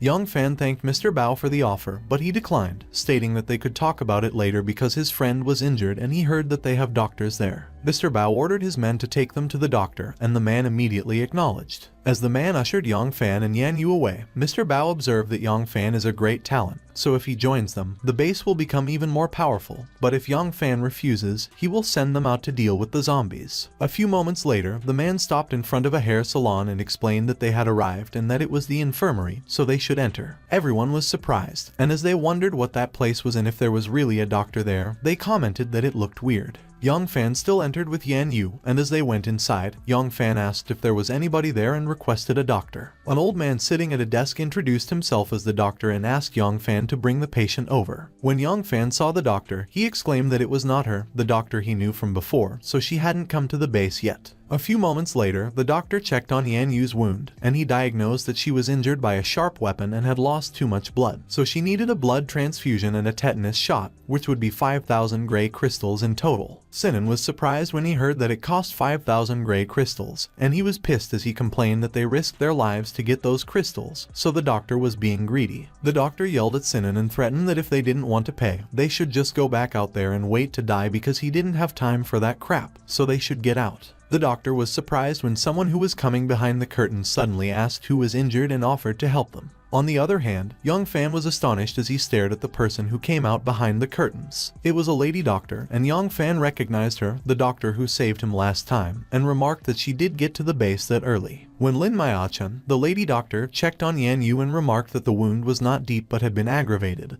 and the blood loss was serious, the other doctor called her and inquired what she was doing. The doctor questioned Lin Maya-chan if she was going to treat Yan Yu for free and if she had any idea how valuable those medical supplies were. Lin Maya-chan replied that as a doctor, it was her duty to save the patient's life, so if the doctor wanted to complain, he should just tell Mr. Bao. The doctor cursed Lin Maya-chan, and he was about to hit her when he shouted that she should just stop, and as he demanded who she thought she was, he proclaimed that he was the boss there. But before he could hit Lin Maya-chan, someone stopped him and grabbed his arm. It was Yang Fan, and as he challenged the doctor for daring to touch Lin Maya-chan, he asked the doctor if he wanted him to cut off his hand, and the doctor was alarmed. The doctor grumbled fine, and as he wondered if they were ganging up on him, he warned that they should wait and see because he would tell Mr. Bao about that, and he walked out of the room. Lin Maya-chan thanked Yang Fan, and she requested that he wait outside because she had to remove Yan Yu's clothes and give her stitches. Yang Fan responded, "You're welcome," but he suddenly proposed to Lin Maya-chan if she would be his woman, which surprised everyone. He confessed that he owed Lin Maya-chan too much in his previous life, so he was not going to let her die again. Meanwhile, his companions were astonished. Young Kingsu was wondering what the hell he was talking about. Duanmuyi wondered if it was a love confession, and Sinan cursed and exclaimed that Yang Fan was really something else because he just met Lin Maya-chan. On the other hand, Lin Maya-chan was flustered, and as she apologized to Yang Fan and mentioned that they were not familiar, she wondered who the playboy was and how he could say those words to her when it was the first time they had met. Yang Fan suggested that Lin Maya-chan stay by his side until they were familiar, and as Lin Maya-chan retorted that he was shameless, Yan Yu was secretly sulking as she muttered that Yang Fan indeed had the gift of the gab and was wondering why she felt a bit jealous. Lin Maya-chan didn't give Yang Fan an answer, and she yelled at him as she demanded that he get out because his friend needed treatment. A few moments later, Lin Maya-chan came out from the other room and informed them that Yang Fan and his group could come in because their friend was already doing better. As the group entered the other room, Lin Maya-chan advised that Yan Yu should avoid all strenuous exercise for a while, and she should come back in 5 days to get her stitches removed. And Yang Kingsu commented that it was great that Yan Yu was already alright, to which Duanmuyi agreed. Yang Fan was suddenly alarmed when he heard that someone had called Mr. Bao and announced that it was them who refused to pay for treatment. It was the doctor from earlier who called Mr. Bao, and Mr. Bao, who was with some people, politely addressed Yang Fan and reminded him that surely he knew that medical resources were very precious these days, so he requested that he pay with the crystal cores. Yang Fan replied that he didn't say that he wouldn't pay anything, but it was too greedy to ask for 5,000 gray crystals for a knife wound. He asked Mr. Bao if they teamed up with each other to blackmail him, which surprised one of Mr. Bao's men. The man stepped forward, and while pointing a gun at Yang Fan, he demanded why Yang Fan dared to talk to Mr. Bao like that and threatened that Yang Fan was looking for a bullet. Suddenly, Yang Fan used his artisan skill, transformation, and the man was alarmed when his gun started to disassemble. The man was flabbergasted and was lost for words when he saw his gun get twisted, and Yang Fan remarked that he really hated having a gun pointed at him. Mr. Bao applauded Yang Fan again, and he observed that he didn't expect Yang Fan to have magic powers and that if he joined them, he would waive his friend's medical bill. But there was a catch. Mr. Bao was with Wu Mei, a level 1 pyromancer, and Gao Liang, a level 1 geomancer, and he declared that they would still be punished for breaking the rules. Gao Liang immediately used his skill, Surging Earth, while Wu Mei used her skill, Ghost Fireball, and Lin Maiachan screamed when she saw that those attacks were coming at her. Lin Maiachan was astonished when she saw that her feet were stuck on the floor due to Gao Liang's skill. Yang Fan quickly called Lin Maiachan and urged her to take his hand. He immediately pulled Lin Maiachan, just in time before Wu Mei's Ghost Fireball exploded. Yang Fan fell to the ground with Lin Maiachan as she leapt towards him and clung to him. He murmured that Lin Maiachan almost died again right in front of him while Lin Maiachan pushed him away as she got flustered, and she conceded that Yang Fan had real talent and was not just a playboy. Yang Fan commented that there were a lot of superhumans in that base last time, so at that moment, there were surely more than just those two, so if he fought them head on, he wasn't sure if he could get his people out of there, so he had no choice. He agreed with Mr. Bao and offered to be his deputy and use his power to enhance that base, but he wasn't allowed to hurt Lin Maiachan. Mr. Bao was amused, and as he replied that it was no problem, he asked Yang Fan what he meant by enhancing the base with his power. Yang Fan smirked as he explained that Mr. Bao didn't seem to know much about the artisan profession, so maybe he could use that to his own advantage. Yang Fan declared that his superpower could not only transform weapons but also forge them, and currently, he could only forge level 1 weapons. But if he upgraded to level 2, he could build level 2 weapons, and in the long run, he could arm Mr. Bao with a top team. He mentioned that, however, Mr. Bao needed to provide crystal cores, metal materials, and plant and animal essence for his production. But each of his weapons cost 80% less than dealers. When Mr. Bao heard the 80%, he remarked that it was good and attractive, so it was no problem because he was going to provide Yang Fan with enough material. And if his first batch of 100 weapons was up to standard, he would give him a level 2 evolutive potion as a gift. He turned to his man and ordered that he should arrange accommodation for Yang Fan and his group, and the man immediately replied yes. Yang Kingsu exclaimed that Yang Fan was awesome, while Dunmui asked Yang Fan if he was sure that they were going to stay at that base because Mr. Bao didn't look like a good guy. Yang Fan replied that he knew, but Yan Yu's wound had just been stitched up, and they couldn't rush around at the moment, so it was a chance to have a rest, and they could cheat Mr. Bao out of crystal cores and materials. A few moments later, 2 men guarded the door of a room. Mr. Bao was in the room, and he instructed that they should keep an eye on Yang Fan, and when he made a weapon, they should take control of his companions because he was going to have Yang Fan make weapons for them all his life, to which the other man in the room chimed in, and after he added that Yang Fan would become their tool, he laughed. Wu Mei was also in the room, and she giggled as she commented that Mr. Bao was still so vicious. On the other hand, a man was ushering Yang Fan's accommodation, and he announced that their accommodation had been arranged. Suddenly, Gao Liang blocked Yang Fan's way and demanded that he go to another place because Mr. Bao had prepared materials so he could start forging immediately. And Yang Fan replied that Mr. Bao was trying to separate them deliberately, and threaten him with his companions. Yang Fan remarked that it was a pity because they were teaching fish to swim. Noticing that Yang Fan was separated from the group, Yang Kingsu called him and offered to go with him. But Gao Liang refused, saying that the warehouse was full of their treasures, so Yang Kingsu couldn't go there at will. Yang Fan reassured her that it was okay, so she should have a good rest because he would be right back, and Yang Kingsu sulked, but she still agreed. A few moments later, someone typed a password on a keypad lock. It was Gao Liang, and the door suddenly opened with a loud bang. There was an open safe inside the room, and Gao Liang informed that there were 5,000 gray crystals, and Mr. Bao wanted him to try those gray crystals first. Gao Liang warned that if Yang Fan failed, he and his friends would be thrown out to the zombies. Yang Fan noted that he was just giving it a try, but they had provided him with so many crystals, so it seemed that they had a lot of heavy firepower to acquire so many crystal cores in such a short time. Gao Liang pointed to the other side of the room and stated that there were some materials that they didn't know if they were useful. There was a pile of different items, and Gao Liang mentioned that they were souvenirs that they picked up after the fight, so Yang Fan could use them if he needed them. When Yang Fan heard Gao Liang call them souvenirs, he criticized that it was a waste because with those materials, he could forge a batch of special equipment for the team. Yang Fan declared that he didn't like people around when he was forging weapons, so Gao Liang should go outside to keep watch. Gao Liang agreed, but he reminded Yang Fan that the warehouse was built according to the specifications of a B-class bank vault, so even bombs couldn't blow it off, and the door was the only way out, so Yang Fan shouldn't try to play any tricks. A few moments later, Yang Fan went to the pile of items, and as he grabbed some, he identified that it was a mutant white ox hort, a level 1 space crystal, and level 1 rare and flexible metals, and he commented that it seemed they really really didn't know the value of those materials. Young Fan inspected the items, and he observed that although the space crystal was small, it was enough to make a storage necklace with 1 cubic capacity, and he could use other materials to forge some special equipment for his companions to enhance their power so they could get out of there later. He placed the materials on the floor. Young Fan used his artisan skill, transformation, and began transforming the materials he laid on the floor. He created 10 level 1 long blades, a level 1 shield, level 1 scanning glasses, level 1 body armor, a level 1 space necklace, and a level 1 desert eagle. Young Fan sat on the floor, and as he wore the space necklace, he let out a sigh and acknowledged that it was beyond his limit to forge so much equipment at one time. He absorbed the items using the space necklace and decided that he needed to hide those weapons in case the others found them. Young Fan used his ring to absorb the gray crystals in the safe, and he planned to take some crystals and leave the rest as bait. Meanwhile, outside the door, a man stood guard with Gao Liang, and he asked Gao Liang if Young Fan could actually turn the pile of stuff into weapons. Gao Liang replied that he thought Young Fan could do it with his rare superpower, and he had to work for them anyway. He had a dark expression on his face when he remembered something, and he commented that the girls with Young Fan were pretty and seemed like virgins, so if he got a chance, he would like to sleep with them. Gao Liang was astonished when the door suddenly opened with a loud bang. It was Young Fan, and Gao Liang got nervous when Young Fan glared at him and threatened that he was going to kill him, even if he was a superhuman if he dared to do anything to his friends. Gao Liang cursed at Young Fan and demanded to know how he dared to say such a thing.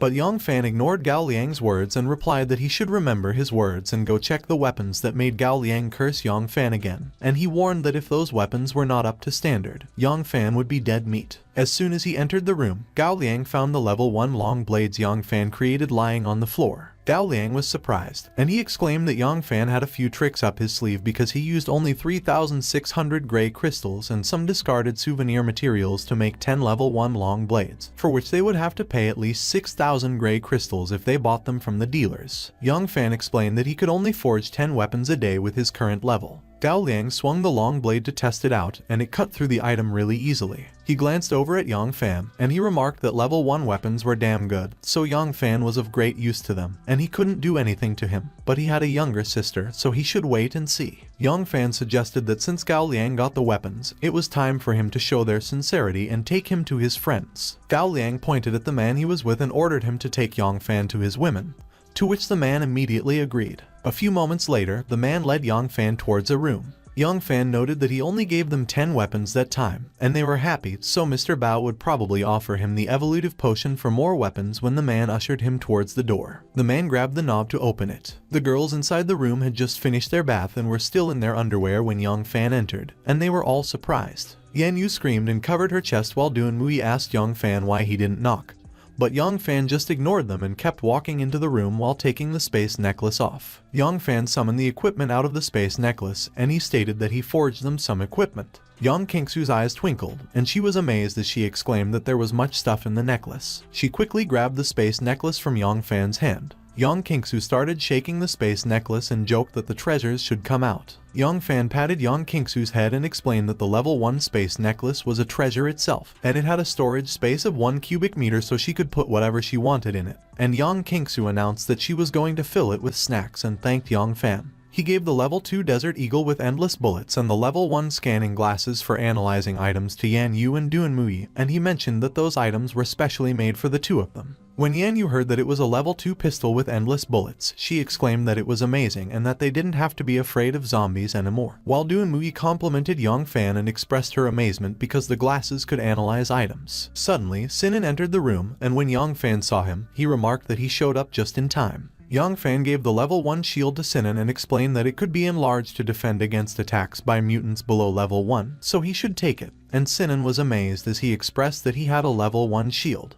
Young Fan gave the level 1 body armor to Lin Maya-chen, and he informed her that it was for her as it could also defend against attacks by mutants below level 1, so she should put it on. Lin Maya-chen was flustered as she teased Young Fan, calling him a pervert, and wondered if he couldn't make it in another style, but she still thanked him. On the other hand, Mr. Bao was in a room with two ladies that were all over him while Gao Liang showed the long blades to him, and as he asked Gao Liang if Young Fan forged those weapons, Gao Liang confirmed that they looked like level 1 weapons, but he didn't know how good they were in use. Mr. Bao swung one of the long blades and suggested that they should try it out. The table in front of Mr. Bao quickly got cut in half, and it filled the room with a loud sound when it collapsed on the floor. Mr. Bao stated that it was good because it was as sharp as his level 1 dagger. So Gao Liang should go get more crystal cores with his team the next day because it only cost 3,600 gray crystals to forge 10 blades, which was much cheaper than the dealer's price. Gao Liang agreed that it was no problem, but he asked Mr. Bao if they should arrest Yang Fan's woman so that he could do nothing but forge equipment for them at the base forever. Mr. Bao dismissed the idea, saying there was no hurry because Yang Fan couldn't get out of there, and one of the women he was with teased him, saying he was bad and that she liked the way he was. Early in the morning, Gao Liang's team rode their motorcycles out of the base. Gao Liang was leading them, and he instructed that except for the firepower unit, all of them should use the long blades forged by Yang Fan because they were going to run out of firepower sooner or later. But the cold weapons were durable, to which one of his members speculated that maybe Yang Fan would be able to make firearms too, and at that time, their base would be indestructible. Meanwhile, someone was watching the team leaving the bases through the window. It was Yang Fan, and he observed that the team even had American-made heavy machine guns, so it was no wonder that they got so many rare materials, and at that moment, they were probably going out to fight the mutants again. Yang Fan concluded that it seemed that Mr. Bao was very satisfied with the weapons he forged the other day, so he sent his men to collect crystal cores and rare materials for him so he would put them to good use. Sinan was startled when someone knocked on their door, and as he called Yang Fan, he remarked that someone came there for him. When he opened the door, Yang Fan was startled when he saw that a woman was standing in front of it. It was Lin Maiachun, and she informed that the leader, Wu Mei, who is Gao Liang's mistress, was in the living room. Yang Fan came into the living room with Lin Maiachun, where Wu Mei was waiting. Wu Mei stated that she had been waiting for Yang Fan for a long time because that day's materials were ready, so she wondered if she would have the honor to see how he forged such powerful weapons. Yang Fan replied that maybe in the afternoon because his superpower hadn't fully recovered yet, so he couldn't make them at the moment. He explained that Mr. Bao not only sent people to get materials but also urged him to forge, so he did have great ambition, which was good. Wu Mei reached out to Yang Fan as she suggested that he shouldn't be so fierce because she would wait there or in his room, and in her mind, she thought that when he got Yang Fan seduced, of course, he was going to make her some special weapons. But Yang Fan grabbed her hand to stop her from touching him, and he declared that he was going out that morning. Wu Mei asked Yang Fan where he was going because she would go with him, while in her mind, she was wondering how come Yang Fan was indifferent to her and pondered that she had to do something. Yang Fan inquired if he was right that there must be dealers at that big base. Wu Mei confirmed yes, but Yang Fan had to pay 3,000 gray crystals per time if he wanted to trade with the dealer. When Yang Fan heard that it cost 3,000, he exclaimed that it was a rip-off, but he decided not to care because Mr. Bao was going to pay for him. Yang Fan requested that Wu Mei should take him to the dealer because he needed to exchange some medicine, to which Wu Mei agreed and indicated that he should follow her. A few moments later, Wu Mei led Yang Fan into a bathroom that was guarded by 4 people. Wu Mei ordered that they should open the door because she brought them another customer. As one of the guards ushered Yang Fan towards the dealer inside, he noted that the 4 guards were all armed, so he couldn't fight against them head-on. Suddenly, Yang Fan noticed that it was a level 2 dealer, and he muttered that the dealer must have something that he needed. The guard requested that Yang Fan pay for the 3,000 gray crystals, so Yang Fan handed him a bag and instructed that he should take it. After checking the gray crystals on the bag, the guard warned that Yang Fan should remember that 3,000 crystal cores were only for 5 minutes inside, so after 5 minutes, they would force him out, to which Yang Fan agreed. Yang Fan stood in front of the dealer and declared that the transaction had begun. The items he could purchase were displayed in front of Yang Fan, and when he saw them, he observed that it seemed that Mr. Bao had bought up all the evolutive potions and other good stuff, so it was no wonder he already allowed others to trade. Yang Fan saw the challenging field, Mechanical Blast Bear random level, and he commented that they had already failed twice, so it seemed that Mr. Bao asked his people to challenge it before, and they quit when they failed. He recalled that a rare dealer with a challenging field was contended by bases in his previous life, as they all wanted to accumulate strength and equipment in the challenging field, so it was already his turn. Yang Fan purchased the challenging field, and he mused that a level 2 dealer normally wouldn't pick high-level challenging fields, so he should give it a try because if he succeeded in the challenge, he may have a windfall. He was startled when he suddenly heard something beeping. The beeping continued, and the space around Yang Fan began to warp. The warp in space brought Yang Fan somewhere, and he aggressively landed on the ground. Yang Fan was brought into a gloomy arena. He remarked that the passage of time in the challenging field was different from the outside world, and it was about 10 times slower than the outside world, so he had 50 minutes. Suddenly, a huge mechanical claw stepped on the ground and made a loud thud. Yang Fan was astonished by what he saw. He was facing a huge mechanical blast bear, and its roar was powerful enough to create a strong gust of wind around the arena. Yongfan quickly summoned his blade and stated that the best defense is offense. Suddenly, the mechanical blast bear swung its arms, and it made a loud clanging sound as Yongfan blocked it with his blade, and he admitted that it was powerful. Seeing the crystal on the mechanical blast bear's head, Yongfan was alarmed, and he exclaimed that it was a level 3 bear. The mechanical blast bear roared loudly, and Yongfan cursed as he got sent flying by its attack. Yongfan crashed into the ground, and he was followed by a huge explosion as the mechanical blast bear threw something at him. He dodged the explosion, and as the fire burned fiercely in front of him, the mechanical blast bear roared again. Yongfan was astonished, and he remarked that the bear was better than him in strength, speed, and defense, so the chance to win was too slim. But there is nothing without a weakness in that world, because even a level 8 or 9 monster has weak points. As the mechanical blast bear was about to swing its claws at Yongfan once again, Yongfan realized something, and he muttered that it should be the bear's weakness. Yongfan quickly swung his blade to block the mechanical blast bear's attack. He used his skill, paralyzing blow, and the mechanical blast bear roared in pain. Yongfan was surprised when he saw that his attack just slowed the mechanical blast bear down, so he noted that the paralyzing blow of his level 2 blade was too weak. But he continued that it was enough, and he jumped towards the mechanical blast bear while swinging his blade up in the air. Yongfan quickly slashed the mechanical blast bear's throat, and the bear had its final roar. Blood spurted out of the mechanical blast bear's throat, and it fell backward. When the mechanical blast bear hit the ground with a loud thud, a voice cursed and exclaimed that the stupid bear lost. Another commented that it was fascinating. Another added that it was getting more and more interesting and laughed. Yongfan was alarmed when he heard that, so he quickly looked in the direction where the voices came from and asked who it was. But the system suddenly transported him back while notifying him that he succeeded in the challenge and got 1 level up in his artisan profession as the award. When Yongfan saw that his skill reached level 2, he declared that he didn't risk his life for nothing, and that it was worth it. Suddenly, the guards announced that there were 5 seconds left, so they should get ready to drag him out. But Yongfan came out of the room and informed them that there was no need because he was out. One of the guards ordered that they should surround Yongfan and frisk him, and everyone quickly went into position. Yongfan dared them because he was one of the deputies of the base appointed by Mr. Bao, and he asked them if they wanted to die. One of the guards stated that it was the rule because 3,000 gray crystals was just the access fee to the dealer, and Yongfan had to hand over half of what he bought. Wu Mei chimed in and suggested that Yongfan should just let the guards search because if Mr. Bao knew about it, his companions may be in danger because of his impulse. But Yongfan glared at her and retorted that what he hated the most was someone threatening him with his companions. Yongfan explained that he bought nothing because the dealer didn't have the medicine that he was looking for. The guard grinned evilly and commented that everyone says so when they come out. But the truth is that they all lie. Yongfan questioned the guard what would happen if he couldn't find anything from him, and the guard confidently promised that if he couldn't, he's going to cut off his head, and Yongfan could kick it around like a ball because no one would believe that Yongfan had no transaction in 5 minutes. Yongfan agreed and proposed that they should frisk him and that the guard should remember what he promised. The guard ordered the others and instructed them to search every part of Yongfan's body, even the underwear. A few moments later, the other guards reported back, and one of them reported that there was nothing in Yongfan's clothes, while the other confirmed that there was nothing in Yongfan's underwear, and there were only 4 gray crystals in his bag. The guard was astonished, and he inquired how that was possible. Suddenly, one of the guards was alarmed when Yongfan grabbed his rifle, and he questioned Yongfan what he was doing. But Yongfan did not respond and quickly shot one of the guards in the head. It was the guard who made the promise, and as Yongfan declared that the guard's head was his, the other guards were astonished that they cursed. Wu Mei was alarmed when Yongfan glared at her and asked her if she wanted another round. She nervously responded that there was no need. Wu Mei blushed when Yongfan threatened that he was going to cut off her head as well if she dared to threaten him again, and she complimented that he was awesome, that she was smitten with him.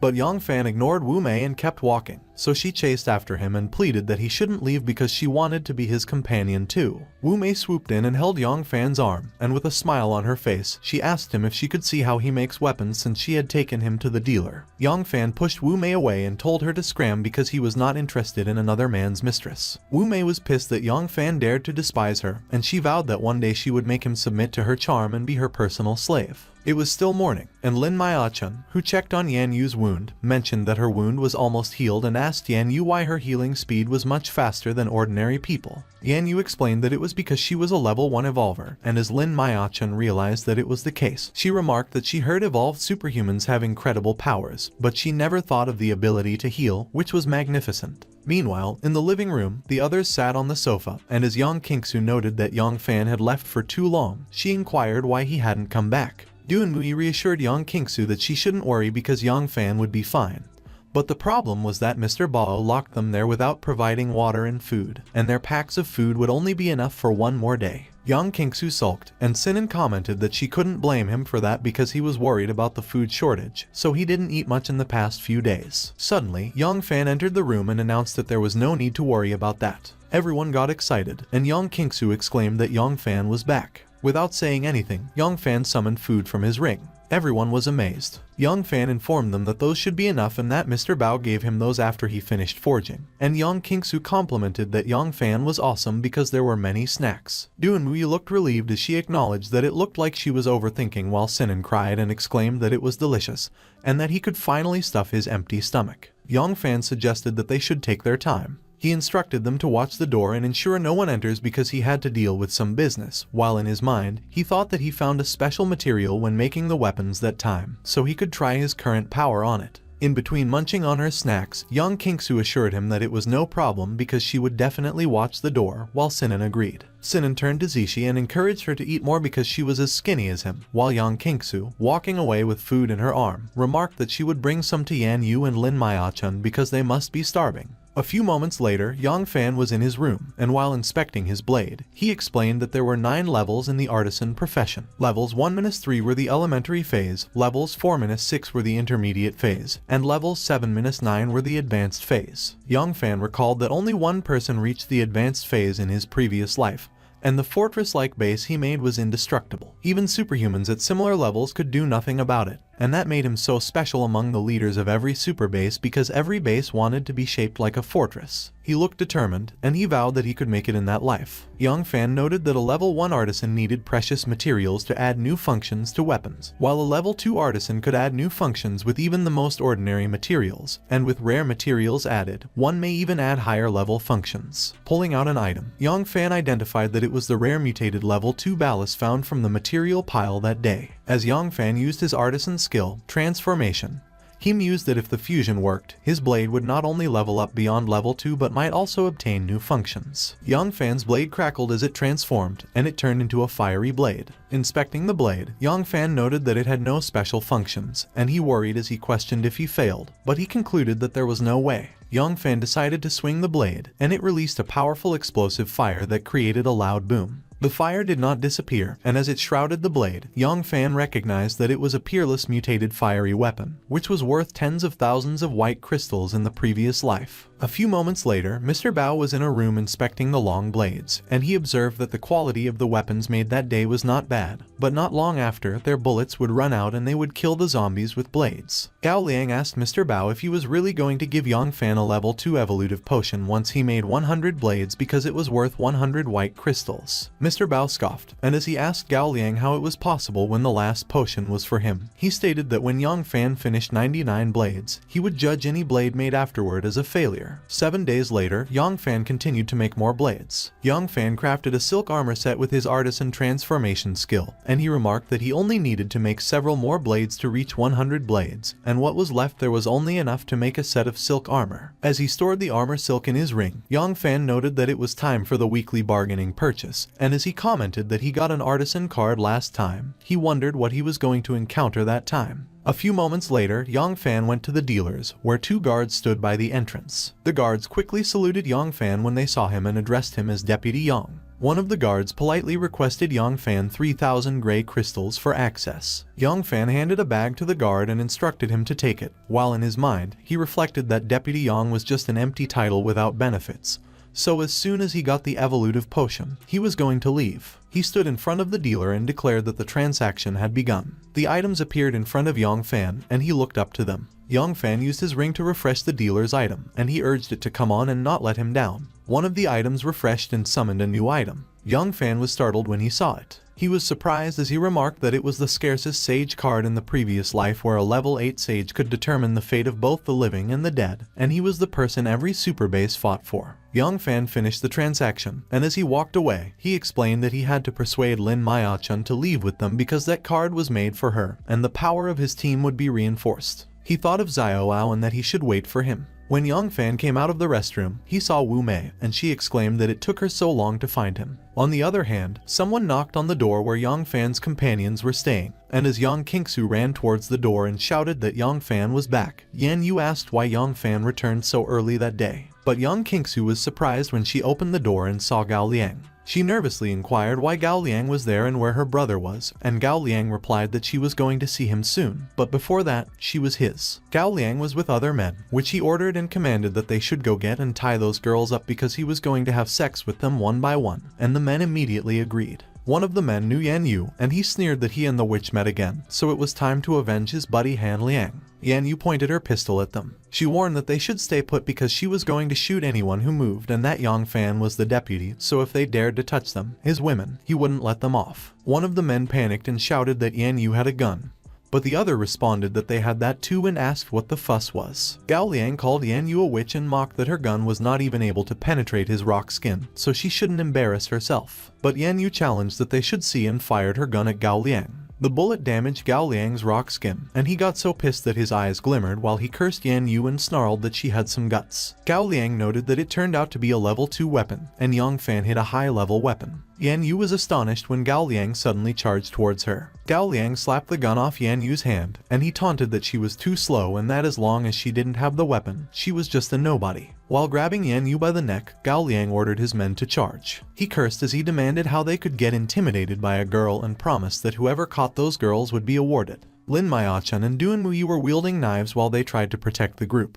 and as they got cornered, they yelled that the men should stay away. Duan Muyi commented that she could see through the men's weaknesses, and the glasses Yang Fan gave her could help. But she was surprised when Lin Maya-chun suddenly charged with her knife, and the man managed to block her attack by grabbing her arm. Lin Maya-chun called Sinan and Yang Qingsu and urged that they should find Yang Fan immediately, to which Sinan agreed. As they tried to run, one of the guys caught Yang Qingsu, and as he mocked them if they were counting on Sinan to take them to Yang Fan, he boasted that they could only wish because a loser would always be a loser. Yang Qingsu screamed and demanded that the bad man let go of her. On the other hand, Sinan and Zishi got angry when they heard what the man said. Sinan pointed at the man, and as he instructed Zishi to bite him, Zishi quickly jumped at the man. The man screamed in pain as Zishi scratched his face. While everyone was fighting, Gao Liang suddenly commanded that they should all stop. Gao Liang was grabbing both Lin Maya-chun and Yan Yu by their necks, and he threatened that if they made one more move, he was going to crush their heads. Sinan cursed, and he got worried for Yan Yu and Lin Maya-chun,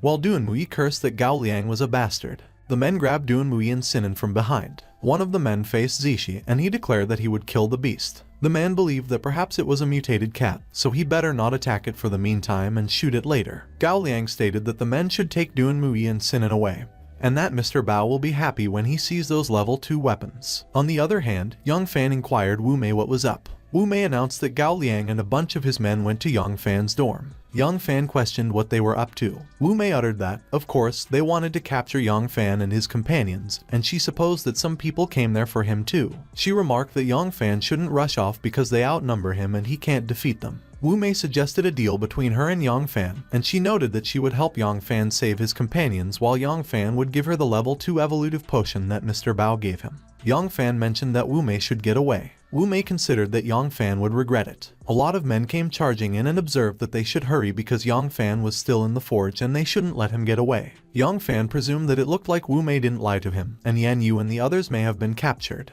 He figured that they must be locked in the dungeon, and he was familiar with that place in his previous life because after being saved by Lin Maya-chun in his previous life, he was kept in a dungeon as a coolie, and when Lin Maya-chun was executed, he escaped in the chaos. Young Fan supposed that since Mr. Bao made his move, he doesn't have to pretend anymore, and he is going to make him pay for everything he did to him in the previous life and in that life. A few moments later, Young Fan went to the dungeon, and it was filled with armed guards. Young Fan quietly observed the guards from a distance. He commented that it was time to use the silk armor. Young Fan merged the silk armor into his body. His body started releasing a golden aura, and he shone. The golden aura was powerful, and it drowned the entire area with its light. Meanwhile, one of Gao Liang's men pushed Yang Fan's companion in a room and recounted that they should get in. Yan Yu explained that they can't sit there and do nothing. Duan Mui agreed and pronounced that her scanning glasses tell her that the rope around Yan Yu's wrist was worn. She revealed that Yan Yu should use the shard of glass in her hand, and she could untie it easily. Yang Qingsu reported that Duan Mui was smart. Meanwhile, Sinan expressed that Zishi should be good and not make any noise while he breaks the rope with his teeth. On the other hand, Duan Mui moved closer to Yan Yu to use the glass shard.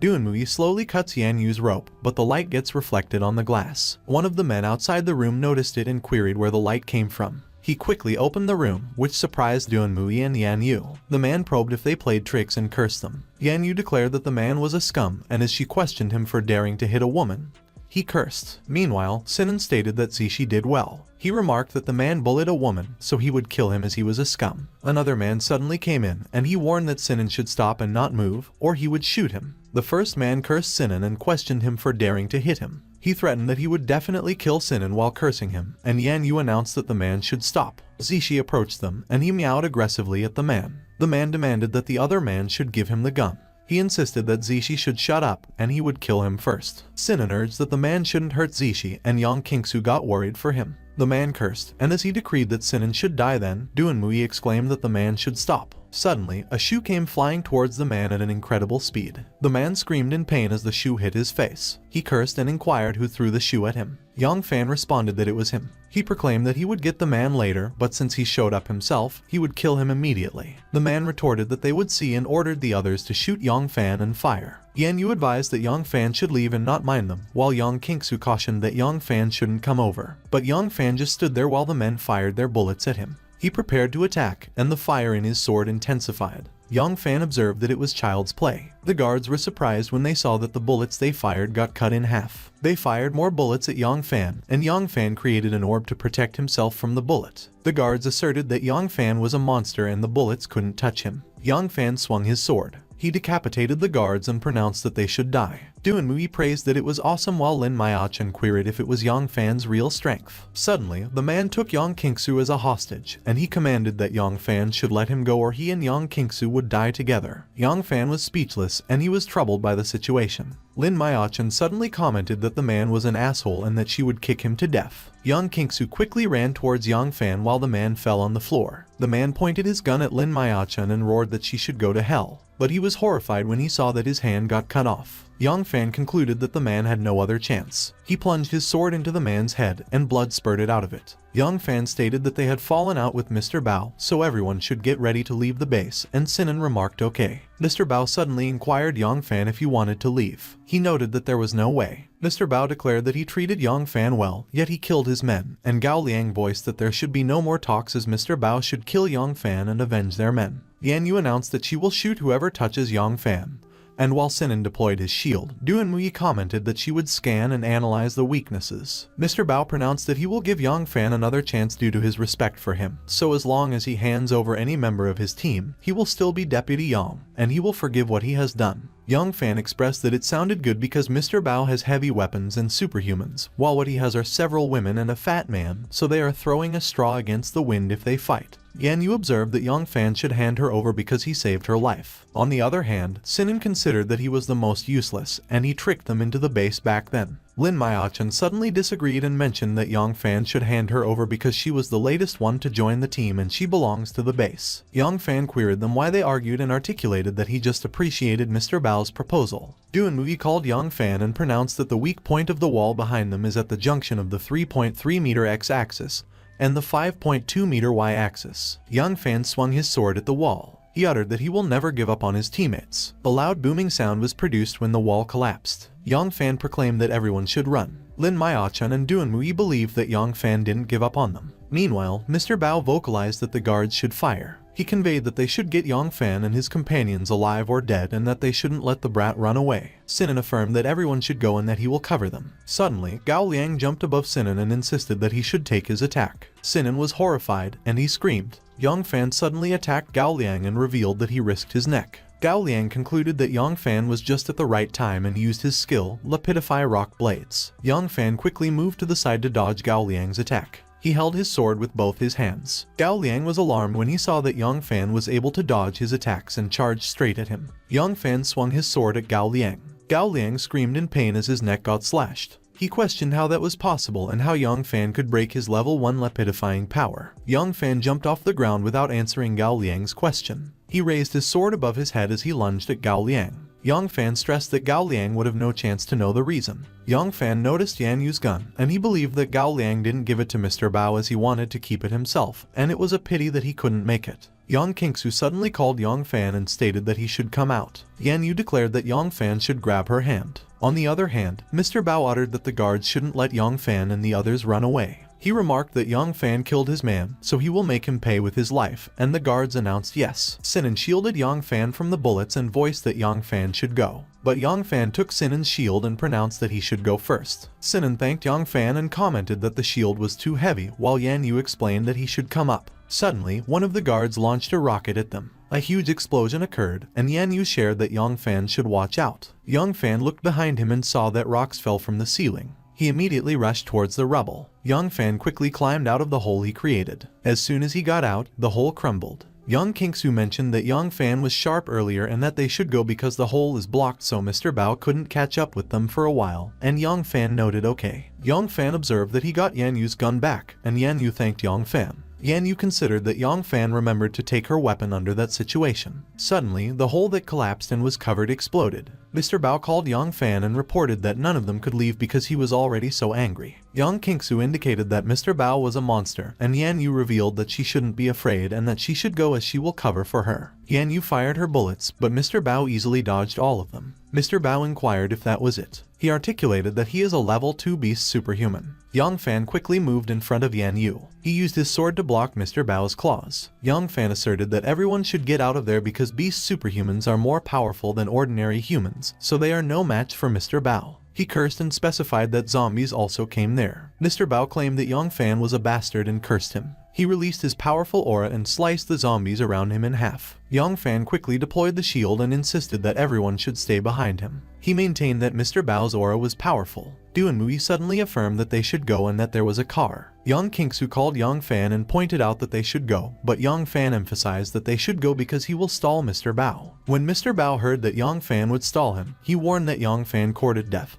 and that he would break his legs and prevent him from escaping, so he would make weapons for him at the base forever with his paralyzed body. He wrapped his hands with his aura and placed it on the ground. Mr. Bao cautioned that if Yang Fan would dare to disobey him, he will have his men assault his women under his nose. He jumped off the ground and charged towards Yang Fan. Mr. Bao threatened that he will make Yang Fan's life a living hell. Yang Fan remarked that they should see who would die first. Mr. Bao inquired Yang Fan if a level 1 loser wanted to fight against him head-on. Yang Fan swung his sword at Mr. Bao, and Mr. Bao was taken aback. Mr. Bao queried how Yang Fan's damned blade could cut off his claws. When Yang Fan heard what Mr. Bao uttered, he stated that it was a mystery weapon that he made with the materials he gave him, and he believed that he was at a lower level than Mr. Bao, so he better threaten him with the fiery blade to buy some time. Mr. Bao commented that Yang Fan was lying because those materials are just a load of crap, and Yang Fan noted that he could only make level 1 weapons. Yang Fan observed that Mr. Bao was naive and questioned him if he really believed what he asserted. Mr. Bao considered that level 1 weapons could never harm him, and as he wondered if the blade could be a level 2 or even a level 3 weapon, he mused that he should make his move after Wu Mei and her men shoot Yang Fan with heavy weapons. Suddenly, a car that drove towards Yang Fan went into an abrupt halt. Yang Qingsu called Yang Fan and mentioned that he should get in the car. Yang Fan proclaimed that Mr. Bao was an idiot and that he was tricked. Mr. Bao cursed in his mind, and he figured that Yang Fan lied because the brat was no match for him, and he was just bluffing, stalling for time. He announced that Yang Fan can't run away. Yan Yu quickly aimed her gun at Mr. Bao. She cursed and pointed out that she can't shoot Mr. Bao as he could dodge her bullets even if she predicted his move, and that he was a powerful beast superhuman. Yan Yu pressed what they should do because Mr. Bao was getting closer. Yang Fan indicated that they should drive to the city center, to the place with the largest number of zombies, and Sinan probed if that wasn't equal to suicide. Sinan cursed and added that Mr. Bao was nearby. Du and Mui maintained that Yang Fan was meaning to use the zombies to stop the monster, to which Yang Fan conveyed that Du and Mui was clever and that zombies under level 1 can't break into the car. Sinan voiced that there were too many zombies and screamed. Yang Fan insisted that they should speed up. Meanwhile, Mr. Bao roared loudly and released his powerful aura to deter the zombies. Yang Qingsu predicted that Mr. Bao would be eaten by zombies, and Yang Fan was right. But Mr. Bao cursed, and he intensified the aura he released to eliminate the zombies around him. His aura was powerful that it almost reached the car where Yang Fan and the others were in. Mr. Bao started chasing after the car again. Duanmu sought to know how that was possible and affirmed that Mr. Bao was following them again. Yang Kingsu informed that Duanmu should speed up because Mr. Bao was about to catch them. Duanmu sped up like she was told. Suddenly, she exclaimed that there was something ahead. A huge zombie walked towards them. Yang Fan revealed that it was a level 3 zombie. Yang Fan stated that the city center was once densely populated, so it was no wonder that a zombie king appeared within such a short time. Sinan inquired if a level 3 zombie was powerful and if those zombies weren't senseless and easy to get killed, to which Yang Fan remarked that it was not like that because level 3 zombies already have some special powers, and compared with Mr. Bao, those immortal and bloodthirsty things are more terrifying. The level 3 zombie quickly jumped off the ground and charged towards Yang Fan. Behind Yang Fan, Mr. Bao roared and declared that Yang Fan had nowhere to go. Yang Fan mentioned that they have zombies and Mr. Bao as their enemies, and they can't escape, so he will stay while everyone goes. But Yang Kingsu objected no and that Yang Fan should go with them. Yan Yu agreed and asserted that they won't leave without Yang Fan, so they will die together, but Sinan screamed and shouted that he didn't want to die, so he pleaded God to help him. Yang Fan was taken aback when he saw that the level 3 zombie attacked Mr. Bao. Mr. Bao was surprised, and he cursed as he announced that he would kill the level 3 zombie. Yang Fan went back into the car and suggested that Duanmu should drive, to which she agreed. While Mr. Bao and the level 3 zombie fought, the car drove through the horde of low-level zombies in front of them. Duanmu queried Yang Fan why the zombie didn't attack them. Yang Fan noted that it also surprised him that level 3 zombies could pick their food and that a high-level superhuman could provide more energy for them to evolve, so they have to thank Mr. Bao at that time. Duanmu questioned if it meant that the higher level someone is at, the greater danger they will face, and Yang Fan clarified that it was not exactly the case because high-level superhumans need high-level crystal cores to enhance themselves, so those higher-level zombies could also be their prey, and it was about who was more competent. Lin Mayachan suddenly proposed that they should drop the topic for the meantime and wondered where they were going next. Yang Fan pronounced that they were going to Ocean City as there are military powers over there and the city is one of the relatively safer zones for humans at present. And Yang Kingsu added that they could finally visit their mom and dad and that she was wondering if they were safe at the moment. Yan Yu glanced over Yang Fan with a melancholic look on her face. Yang Fan inquired Yan Yu what was wrong, and Yan Yu responded nothing. Duanmu suddenly revealed that Yan Yu wanted to go to Earth City where her parents live, and Yan Yu countered that Duanmu shouldn't. Yang Fan suddenly remembered Earth City. He recalled that the city was one of the most chaotic cities when the apocalypse occurred in the previous life, and ordinary people could survive there, but meanwhile, it was where the superhumans appeared the most frequently. Yang Fan considered that what was more important is that the bastard Xiao Ao is a native of Earth City. He was pissed when he remembered Xiao Ao. Yang Fan proclaimed that they should go to Earth City because his dad and mom are safe in Ocean City, so they could go there later while he pondered that Xiao Ao should wait and see. Yan Yu thanked Yang Fan, and Yang Fan replied sure. Yang Fan explained that Yang Kingsu should not be angry because he called their mom and dad before, and they are safe, so they could meet them. And he reflected that in his previous life, he found his parents in Ocean City half a year after, and they were safe and sound. On the other hand, Yan Yu mused that Yang Fan changed his plan for her and gave her the level 2 weapon, so she wondered if he fell for her. He believed that Yang Fan told Lin Mayachan to be his woman while he never uttered anything like that to her, so she wondered if she was inferior to Lin Mayachan when she had big boobs and long legs as well. Suddenly, Yang Fan exclaimed that he almost forgot something.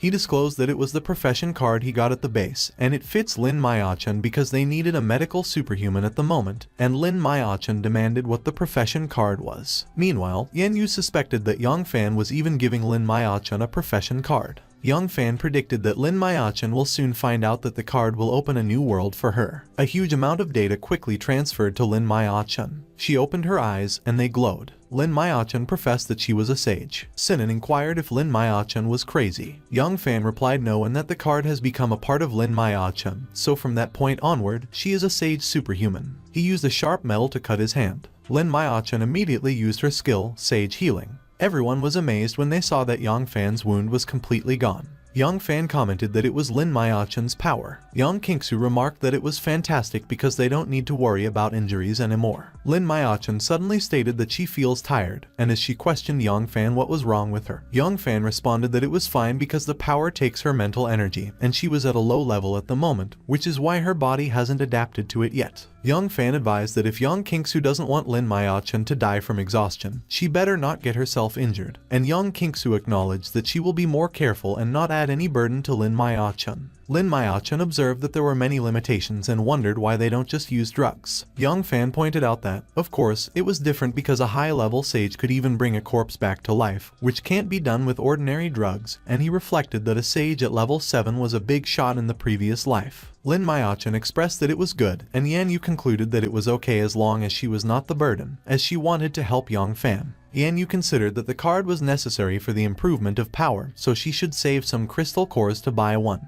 Meanwhile, Young Fan surmised that Mr. Bao won't be able to return to the base so soon, and his men are no match for him. He announced that Duanmui should stop the car because he needed to go back, and as he declared that they should wait for him in Earth City, Duanmui queried him if he was crazy and if he wanted to return to the base. Young Kingsu vocalized no and that she didn't want to fart with Young Fan. But Young Fan affirmed that she shouldn't worry because he was going to take what he deserved. Yan Yu uttered that she was going with Young Fan, but Duanmui maintained that if they go, they will become Young Fan's burden, so they should check the situation in Earth City first and prepare to help Young Fan after his arrival. Yan Yu admitted that Duanmui was right and that she was too weak. A few moments later, Young Fan walked out of the car with his fiery sword in his hand. A zombie greeted him as soon as he got near the base. The zombie roared loudly as it charged towards Young Fan. Young Fan simply swung his sword to eliminate the zombie. He got a crystal core from it. Young Fan reckoned that by walking down the hole, he could get into Mr. Bao's warehouse without being noticed, so Mr. Bao had left him a good path before he left. The guards cursed when they saw Young Fan, and they questioned him for daring to return. They fired their bullets at Young Fan, and Young Fan maneuvered his body in the air to dodge those bullets. Young Fan murmured that it was bad luck for the guards. In an instant, the guards lay on the ground and bled out. Young Fan noted that the door can't resist his weapon. He swung his sword and destroyed the door. Young Fan entered the warehouse where all the materials were stored. He pronounced that he will generously accept all of Mr. Bao's treasures. Young Fan swung his sword to destroy the vaults in front of him. He pondered that Mr. Bao even got 2 tubes of level 1 healing potion. Young Fan believed that Mr. Bao hired mercenaries and stored so many materials and crystal cores soon after the breakout of the apocalypse. He assumed that it was perhaps because Mr. Bao accidentally activated the trader and got to know a lot. Young Fan suspected that he had to level up a SP because the ring was almost full, and he declared that it was time to prepare grand fireworks for Mr. Bao. He used his skill, Artisan Transformation. Young Fan stated that it was worthwhile to level up to a level 2 Artisan because the TNT bomb already even has the feature of penetrating and physical armor. Suddenly, Mr. Bao showed up, and he inquired if it was Young Fan. Mr. Bao questioned Young Fan for daring to return, and he queried him where he hid his treasures. Young Fan mentioned that Mr. Bao came back so quickly and that a level 2 beast superhuman was indeed impressive. Mr. Bao transformed, and he roared and voiced that Young Fan should give him his treasures back. Young Fan clicked his tongue, and as he uttered that it was impossible, he questioned Mr. Bao if he had heard of the saying "hit where it hurts," and he remarked that Mr. Bao would die that day. Mr. Bao observed that Young Fan was arrogant because although he was injured, it would still be easy for him to kill him. He noted that he will tear Young Fan into pieces and assault his women one by one, and Young Fan expressed that Mr. Bao should shut up, and he questioned him for daring to insult his companions. Young Fan used his sword to block Mr. Bao's claws. Mr. Bao was concerned. He concluded that his wounds deteriorated, and his claws couldn't win against Young Fan's blade, so he would have to run. He specified that it was never too late to take revenge, so he will kill Young Fan next time. Young Fan wondered if Mr. Bao wanted to run away, and as he affirmed that it was too late, Mr. Bao acknowledged that Young Fan shouldn't come over. Young Fan quickly slashed Mr. Bao from behind. He quickly pulled his sword and plunged it forward. Young Fan pierced through Mr. Bao's chest, and Mr. Bao screamed in pain. He commented that it was good that he didn't have to waste a bomb. Suddenly, a potion rolled out of Mr. Bao's pocket. Young Fan revealed that it was a level 2 evolutive potion and that Mr. Bao kept it with him at all times, so it was no wonder he didn't find it in the warehouse. He immediately drank the level 2 evolutive potion. Young Fan announced that the power is surging and that the physical strength of a level 2 superhuman could compete with that of those top-class martial art masters. He indicated that it was time to get back to his companions. As soon as Young Fan came out of the base, a zombie noticed him, and it roared. Young Fan quickly swung his sword and cut the zombie in half. Suddenly, he noticed a motorcycle. Young Fan disclosed that it was exactly what he needed. He started the motorcycle and revved it up. Young Fan rode the motorcycle and eliminated the zombies he encountered along the way with his sword. Young Fan continued to travel using the motorcycle. He considered that the trip wouldn't be smooth as there are no rules during the period of the apocalypse and everyone could be a victim and also be an abuser. Suddenly, Young Fan reckoned that the ring sensed a traitor nearby when it flashed. He noticed tire marks, and he wondered if someone went to the trader ahead of him. Yang Fan concluded that he should never mind because the trader can't be missed, and if he could get some good stuff, he would have another card to kill Xiao Lao. But to Yang Fan's surprise, he recognized the car that his companions used at the side of the road. Yang Fan inquired why they were there and if something happened to them. He figured that he better walk in because the motorcycle may cause too much noise. A few moments later, Yang Fan arrived in a village where the people had gathered in the center. The people gathered around Sinan, and Yang Fan saw it. Yang Fan wondered why Sinan was tied up and where his sister and the others were, and as he assumed that those people were not mutated but ordinary people, he wondered if they were going to eat human flesh as people in the previous life did. He opined that since that was the case, he would have no mercy in killing them. Sinan was surprised when he saw Yang Fan charging at them with his flaming sword. He immediately declared that Yang Fan should stop and not kill the guys because they are good guys. Lai Danny requested for Yang Fan to calm down. He introduced himself, and as he mentioned that they didn't mean to tie Sinan up and that they had no choice, another guy explained that if they hadn't tied Sinan up, the village head would have controlled the divine tree to turn them into zombies. Yang Fan queried what the divine tree was and where his sister and the others were. The rope that was restraining Sinan started to come undone. Sinan asserted that Yang Fan should forget about the tree and save Yang Kingsu and the others because they have been taken into the new village head's house, and those guys wanted to rape them, so Yang Fan should follow him. Yang Fan pressed what happened to him. Sinan started to recall the events that happened. He recalled that they drove through the city when a shadowy figure suddenly jumped in front of the car. It was a little girl, and everyone in the car was alarmed when they saw her. Sinan cursed and exclaimed that they bumped into someone while Duanmui probed why the little girl suddenly rushed out. Sinan interrogated if she was okay and if she got hurt. She stated that she is fine, but her dad is dying, so she requested them to save him. Yanyu remarked that they can't waste their time, so she should leave. But she added that she won't and pleaded for them to save her dad. Yang Kingsu noted that she was so pitiful, and as she inquired if they should help her, Lin Maiachan observed that maybe she could cure the little girl's dad easily with her power. Duanmui expressed that besides, it was she who bumped into the little girl, and they are to blame, to which Yanyu answered alright. But they could only stay there for a while. Unbeknownst to them, she supposed that another bunch of idiots took the bait.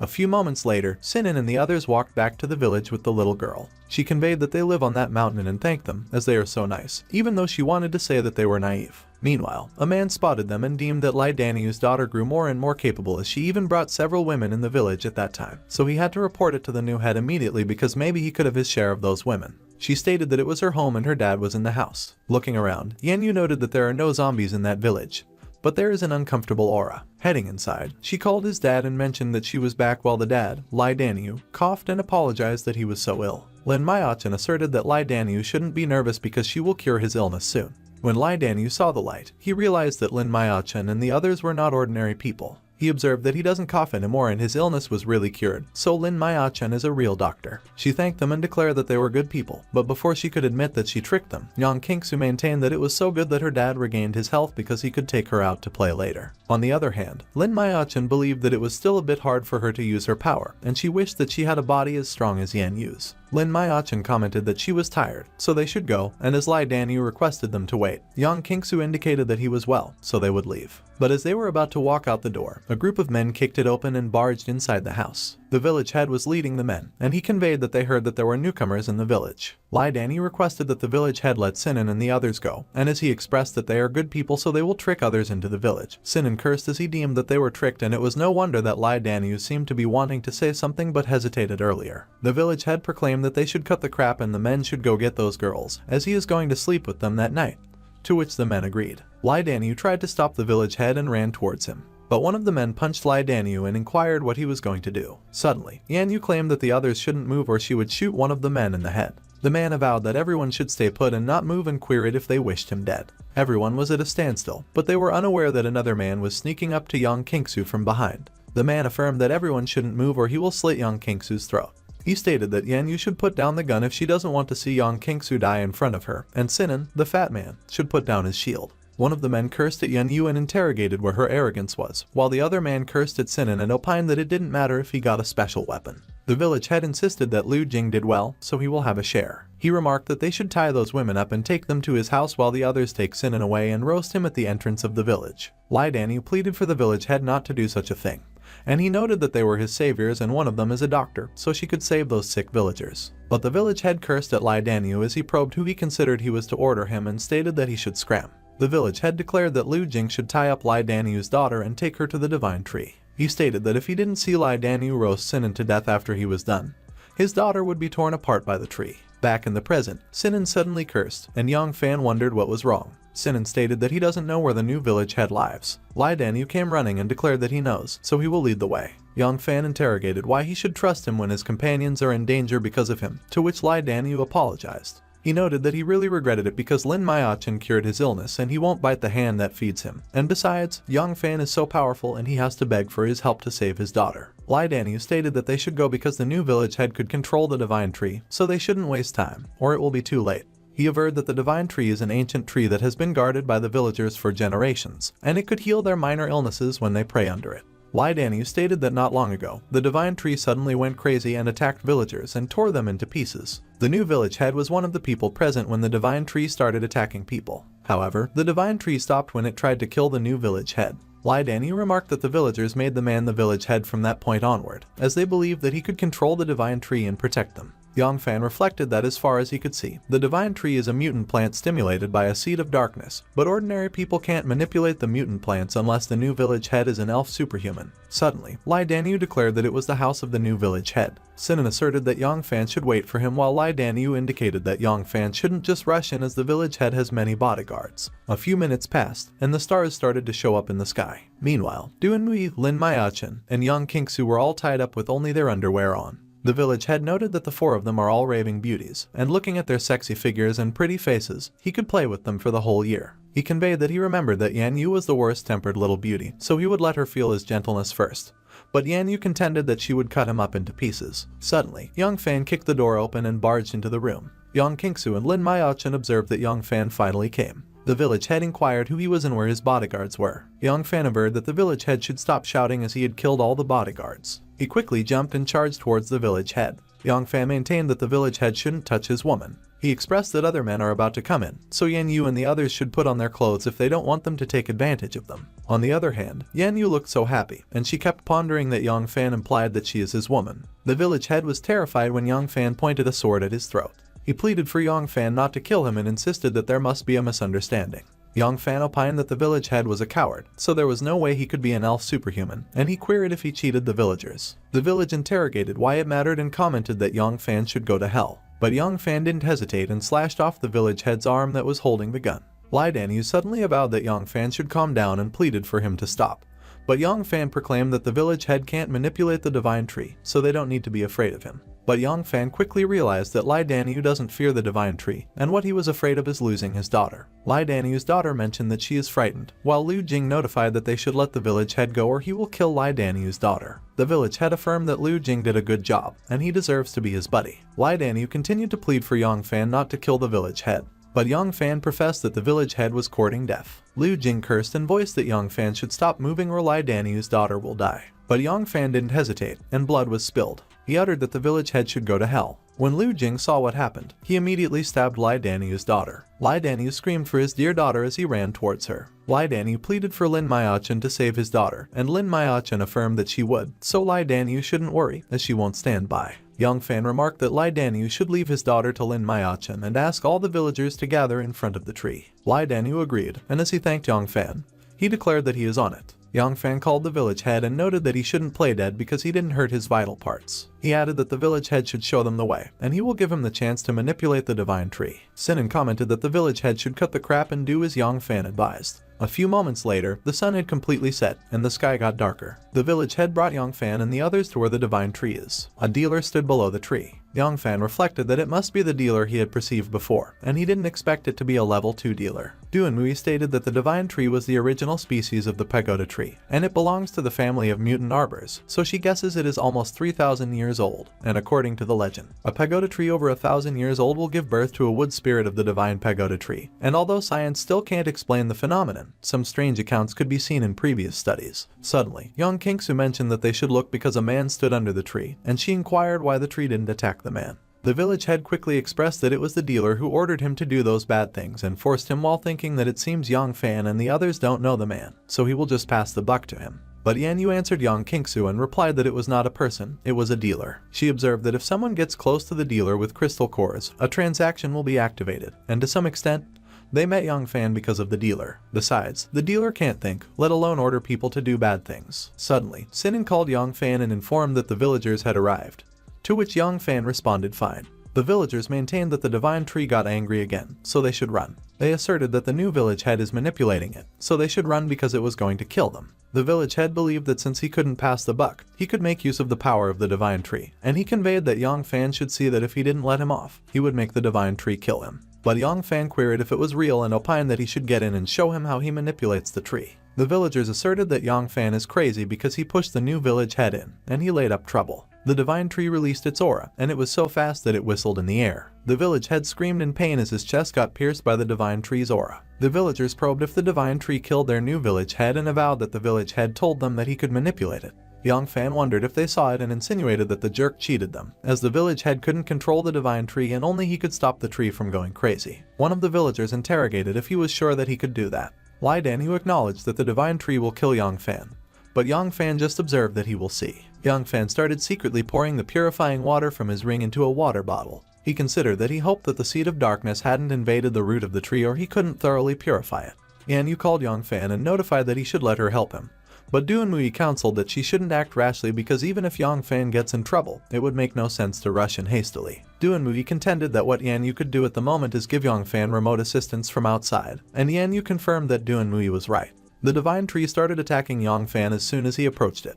Yang Fan summoned his sword to protect himself. He managed to cleave the divine tree's attack that came right at him. But Yang Fan was taken aback when he noticed another attack that came from behind. Yang Fan got hit by the attack, and he coughed up blood. Yang Fan cursed as he reflected that he couldn't tell which level of mutation the divine tree was at, and even a mutant weapon couldn't cut the branch off. He raised his sword and prepared to block another attack. But Yang Fan cursed when he saw that another attack was coming at him from behind. Yan Yu shot the divine tree's attack and managed to change its direction. She remarked that bullets could only drive the branch back, and she inquired which level the monster was at. Yan Yu's eyes suddenly widened when she saw the divine tree's next attack. She screamed and exclaimed that Yang Fan should run. Yang Fan quickly jumped in the air to avoid the divine tree's branches. He declared that it was bad because he could neither defeat it nor run away, so the divine tree should take the purifying water. The purifying water was splashed onto the trunk of the divine tree. The trunk of the divine tree started smoking and cracking. The entire divine tree started to fizzle. Yang Fan quickly took the opportunity and began the translation with the dealer. He considered that he was not sure whether the purifying water would work, so it would be better to hide for a moment when the divine tree is in disorder. The entire area rumbled as the divine tree sank into the ground.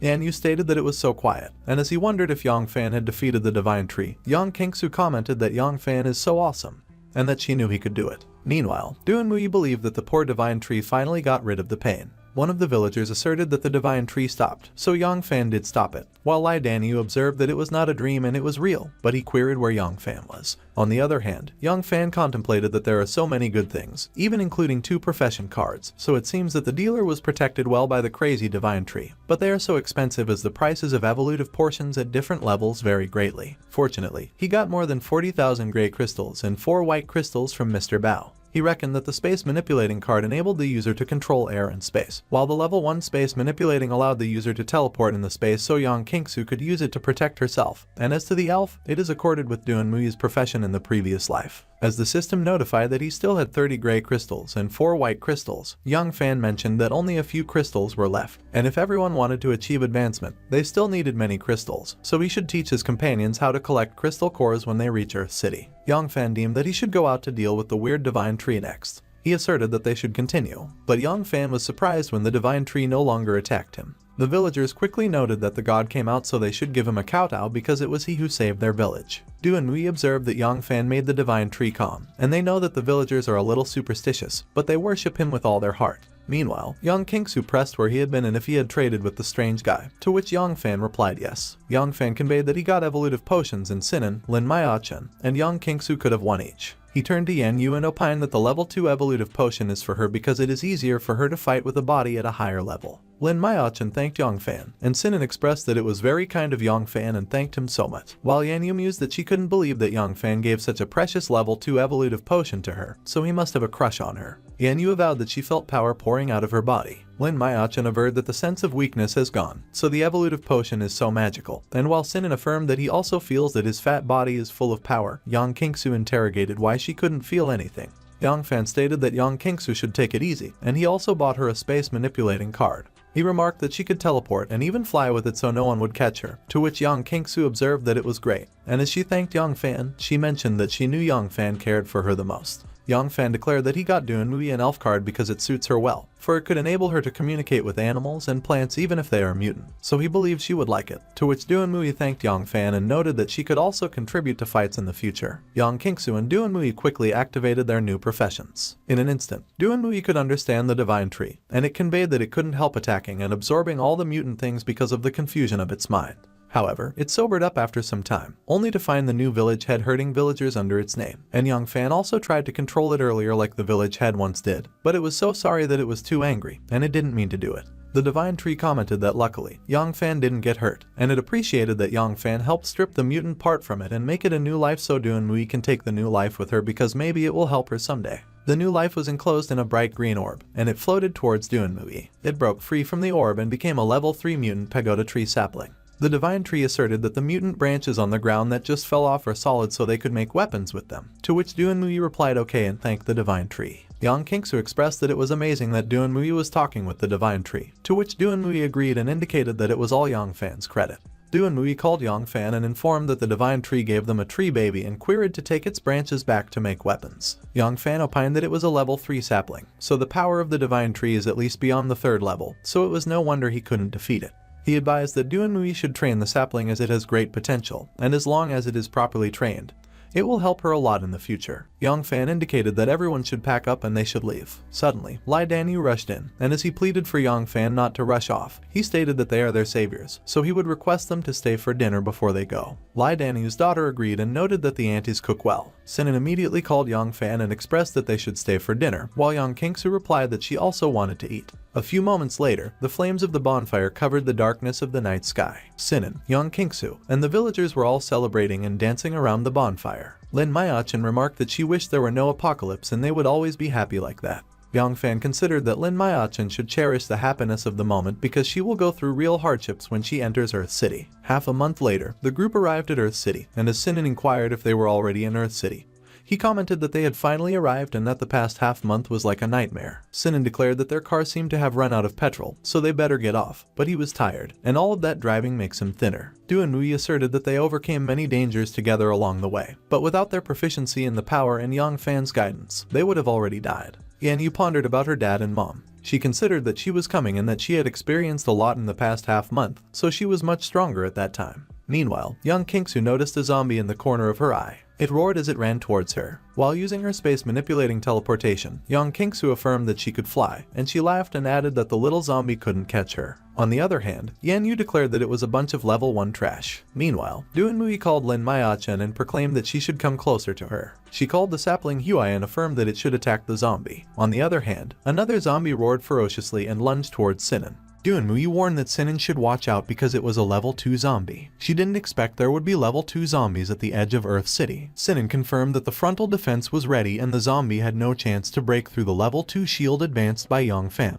Yanyu noted that the remote attack was ready and she had shot 5 level 2 zombies in the head during their trip. Lin Mayachan mentioned that the logistic treatment was ready, while Yang Kingsu added that she was ready to retreat and no one could catch her except her brother. Duanmui instructed that Yanyu should shoot at the zombie while Huai should cover her from the side, and she acknowledged that she got it. She shot the zombie 3 times at different points. Yang Fan praised that they did a good job and they cooperate much better with each other than before, and he remarked that it only took them half a month to achieve tacit understanding, which is amazing. Yang Kingsu used her skill, space manipulating, teleportation, to grab the crystal core. She declared that she got the white crystal and Yang Fan should take it, and he complimented that she was great. Suddenly, someone fired at Yang Fan. He speculated whether it was an ambush. Yang Kingsu used her skill, space manipulating, teleportation, and challenged them for daring to try to kill their leader first. Duanmui identified that it was from the 11 o'clock position and told Yanyu to fire, and she confirmed she got it. She fired her gun at the target. Chu Xiaoan screamed in pain when she got hit by the bullet. Yanyu inquired who she was and why she attacked them. She scoffed and urged that she should cut the nonsense and just kill her as she wished because they were just a gang of bandits who robbed others. Yang Kingsu demanded what they snatched from her and insisted that she shouldn't slander them. Chu Xiaoan revealed that it was Yang Fan because he took the crystal core, which should have been hers. She had kept an eye on the level 2 zombie for 5 days, and she planned to kill it that day, but he beat her to it. She was going to exchange it for medicine for her sister, but he took it from her, and her sister would die, so she would rather die with her since she couldn't save her and she was to blame for being too useless. Yan Yu concluded that she didn't lie and believed she was a native there, so they should keep her alive and give her some gray crystals as the guide fee because if she could help them, it would be more efficient than blindly looking for people themselves. Yang Fan realized that Chu Xiaoan mentioned she had a sister, and he recalled that there were 2 powerful sisters from Earth City in the previous life. Both of them were strong element superhumans, so he considered whether she was one of them. He requested what her name was. She replied that her name was Chu Xiaoan, and he could kill her if he liked, and she vowed she wouldn't beg for mercy. He determined that he guessed right, and it was good luck, which was so incredible. He asked if her sister was called Chu Xiaoan, and she demanded why he knew her. On the other hand, Yan Yu was curious why he knew her sister's name.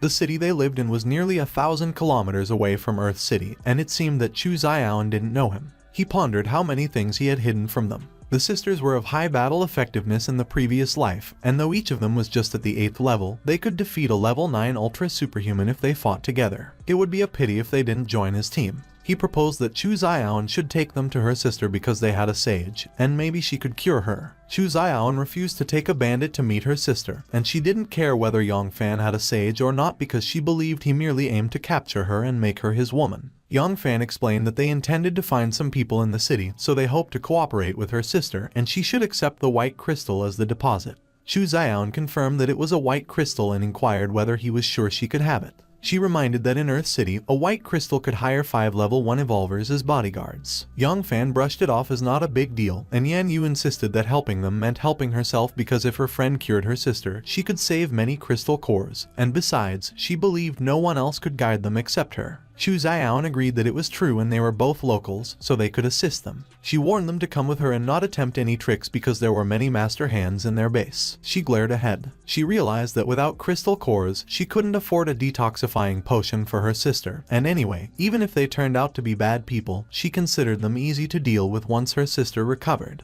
She assured them that their base was right ahead and no zombies could enter, so it was very safe. It was her, and she ordered them to open the door. Suddenly, the ring brightened, which meant a dealer must be in there. Chu Xiaoan demanded where she had been and mentioned that she had been searching for her for 5 days. She admitted she had been very worried about her. She questioned who the others were and whether they were friends or enemies. Sinan questioned what they intended to do. Chu Xiaoan suspected they had kidnapped her, and she clarified that it wasn't like that. They were good people, and they had helped her kill a zombie and given her crystal cores. She confirmed it was true. She looked stunned. She accepted it, and since they were friends, she said they should open the door and let them in. She doubted Chu Xiaoan could return safely if they were bad guys, unless what they did had been part of a deliberate plan, so she decided to play it by ear. Chu Xiaoan believed that her wounds would be cured. They were seeking some people in the city, so they wanted them to be their guides, and they had a sage superhuman who could cure her. Chu Xiaoan called her a silly girl because a level 1 sage couldn't do that. Chu Xiaoan advised her not to worry because even if the sage couldn't do it, they had already gathered some white crystals, and the crystal cores they held were enough to exchange for a detoxifying potion from the dealer so she could use it to cure her wounds then. Chu Xiaoan insisted that she was fine, so she better put the white crystal away, but Chu Xiaoan disagreed, claiming she was not, as she had been mauled by a level 2 zombie, and though she was a superhuman, she couldn't endure much longer. One of the guys stepped in and urged Chu Xiaoan not to say any more about it because he admitted it had been all his fault. He had also been mauled by a level 2 zombie when he went out hunting them, and he apologized for his uselessness. Chu Xiaoan had already exchanged the white crystals they collected and the white crystal he obtained from the level 2 zombie for a level 2 detoxifying potion to save his life. Chu Xiaoan demanded how she could do that and whether she had lost her mind. Meanwhile, Yang Fan questioned whether people could buy purifying potions from dealers in that life, but something about it felt strange to him. He verified how many crystal cores they needed and offered to give them. But he had a condition: they must let him trade with the dealer. Chu Xiaoan stated that they still needed 4 white crystals or 4,000 gray crystals and wondered whether he had that many. He handed her 4 white crystals and instructed her to take him to the dealer immediately. Chu Xiaoan considered white crystals rare and precious, yet he had given them to her without hesitation, and she couldn't understand why he treated her so well, and he had even taken the trouble to send her sister back. She pointed out that they didn't know each other and requested why he helped them and what exactly he wanted. He revealed that he wanted her and her sister. Lin Mayachan cursed and recalled that he had once used the same words to her and questioned whether that was all he ever knew. Sinan expressed confusion over what the hell he was trying to do and wondered if he didn't realize that they already had too many girls, while Yan Yu cursed and assumed that he must have taken a fancy to them. Yang Fan mentioned that he heard Chu Zioyan is an element superhuman, and their team is in need of such. Besides, he also needs a local guide. Yan Yu inquired who told him about that and why she didn't even know, and Sinan declared that he knows everything and is awesome. Chu Zioyan responded that they could be their guides for the sake of the crystal cores, but they don't want to join him. There are more than 20 organizations in Earth City, large or small, so master hands are as many as stars, and some of the organizations invited them to join them. But they refused them all because they prefer to rely on themselves rather than be manipulated by others. The dealer was over there, so they should follow her. He urged Yang Fan to keep it a secret because the dealer is a defender for them for the time being, but it could also get them killed if others know it exists in their base, and he agreed. She informed that the dealer was over there. Recognizing the level 2 dealer, he wondered if they could have detoxifying potions at that time. He instructed that they should wait there, and Yan Yu agreed. He began the translation. He was transferred into the dealer's space. He was amazed that there was a profession card and an evolutive potion, so it seems that the people of the base are really poor. Fortunately, he has collected many crystal cores in the past half-month, but he speculated if the detoxifying potion could really purify people, and he didn't care, as he should buy one first and ask Duan Muyi to scan it. With the profession card, the fates of the two sisters are in his hands, but if they still refuse to join them, he would rather give the profession card to Zishi.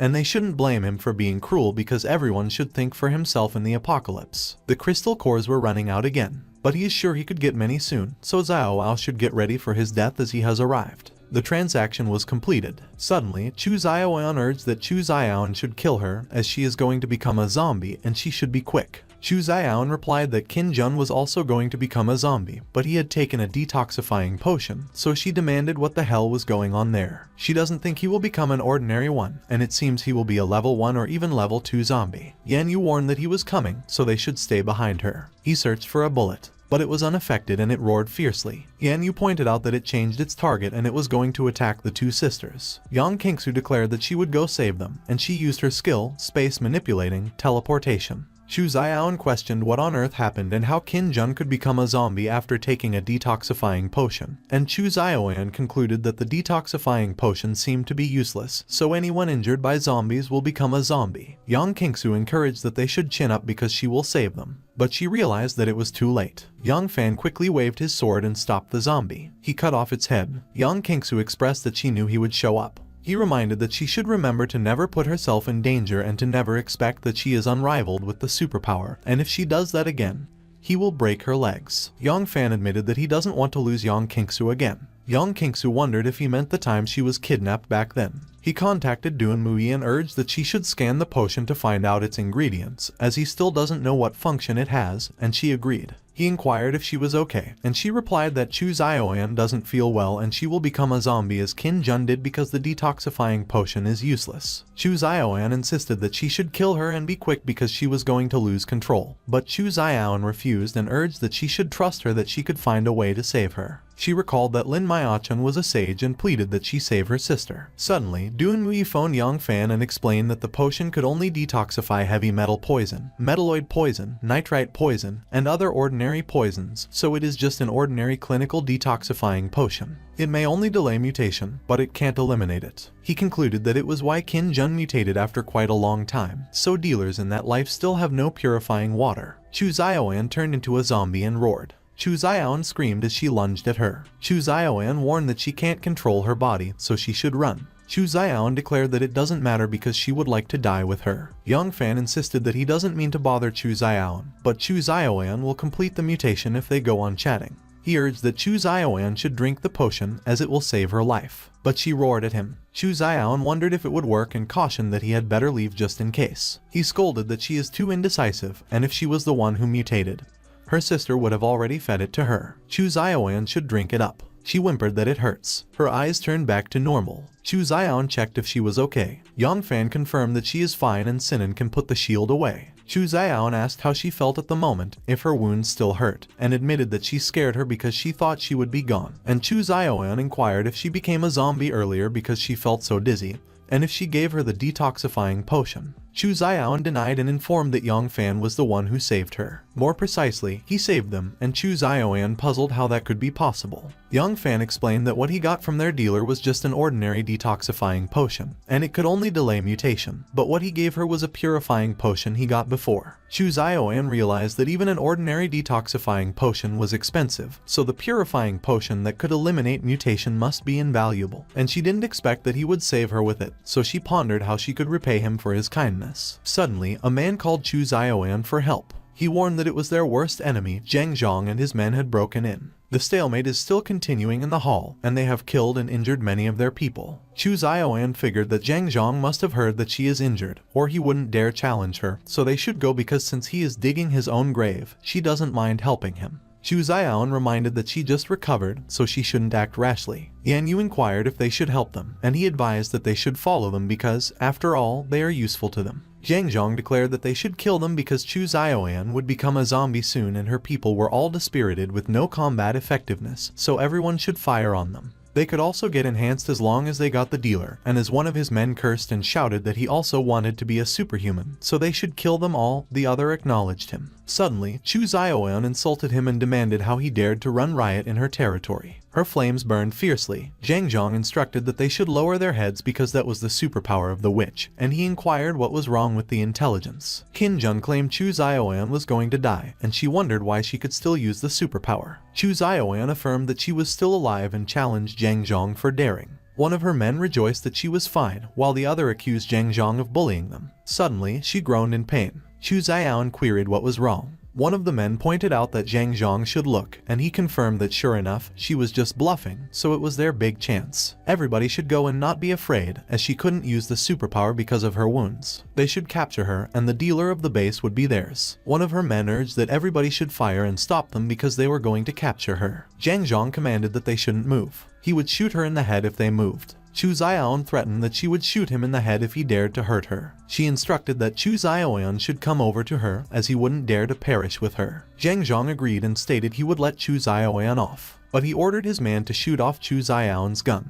The man fired his gun. Chu Xiaoan screamed in pain. One of Chu Xiaoan's men pleaded that they not kill them. Chu Xiaoan refused and insisted they should stop. She called Yang Fan and implored him to save them. A bullet suddenly hit the man in the head. Everyone was surprised. Zhang Zhong questioned who it was. He should show himself or he would kill them, to which his man concurred and challenged that he should show up if he thought he was tough enough because only a coward would shoot in the dark. Yang Fan stepped out. He stated that he was there and challenged what was next. Chu Xiaoan believed that Yang Fan was there and he was coming to save them, and Chu Xiaoan remarked that he should save them because they were all bad people. Zhang Zhong noted that he didn't look like a henchman of the two sisters, so if he was just passing by, he shouldn't poke his nose into others' business, and he inquired if he was okay with that. He speculated how he dared to show up alone and suspected that maybe it was a trap. Yang Fan inquired if she had finished scanning, and she confirmed. There were still 6 of them, and the most powerful of them was a level 1 evolver. Zhang Zhong pressed for who else was out there, and his man urged that they shouldn't let them go and they must silence them in case they heard them talking about the dealer earlier. He affirmed that he was right, so they should kill them. Yan Yu suddenly fired her guns at them. Her bullets came flying past Yang Fan, who remained unfazed. Zhang Zhong and his men returned fire. Yang Qingsu instantly teleported with Sinan in front of Yang Fan. Sinan used his shield to block the bullets. Yang Qingsu assured Yang Fan that he shouldn't be afraid because they will protect him, but he merely questioned why she thinks he is afraid.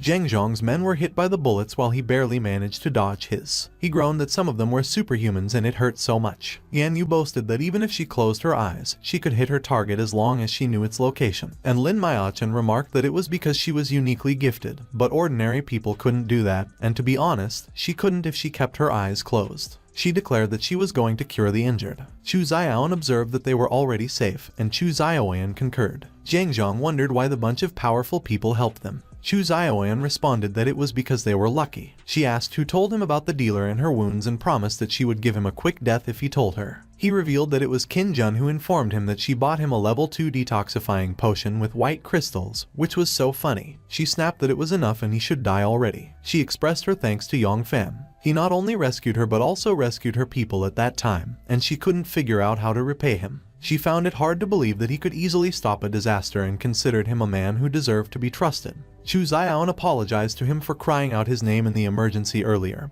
and conveyed deep thanks for saving them. He replied that it was not a big deal, as he just aimed to save some local people who knew the city well to help him look for people. Chu Zioan acknowledged that she understood and said it was their duty to do that for him, but she requested a favor. She mentioned that there were only 10 men left in the base at that time and asked if he could let them join him. She speculated whether he would agree and recalled that he once invited her to join them, but she wasn't sure whether he would want those ordinary people to be members of their team. He consented, but they must follow his instructions once they joined them. Chu Zioan confirmed that she got it, and Chu Zioan exclaimed that it was great. Yang Fan assumed that the two sisters would be the element superhumans of their team, and they could also be their guides in Earth City, so the results were well worth the effort. Chu Zioan declared that from that point onward, Yang Fan was the chief commander of the base and all of them should follow his orders, and they could leave if they refused to do that.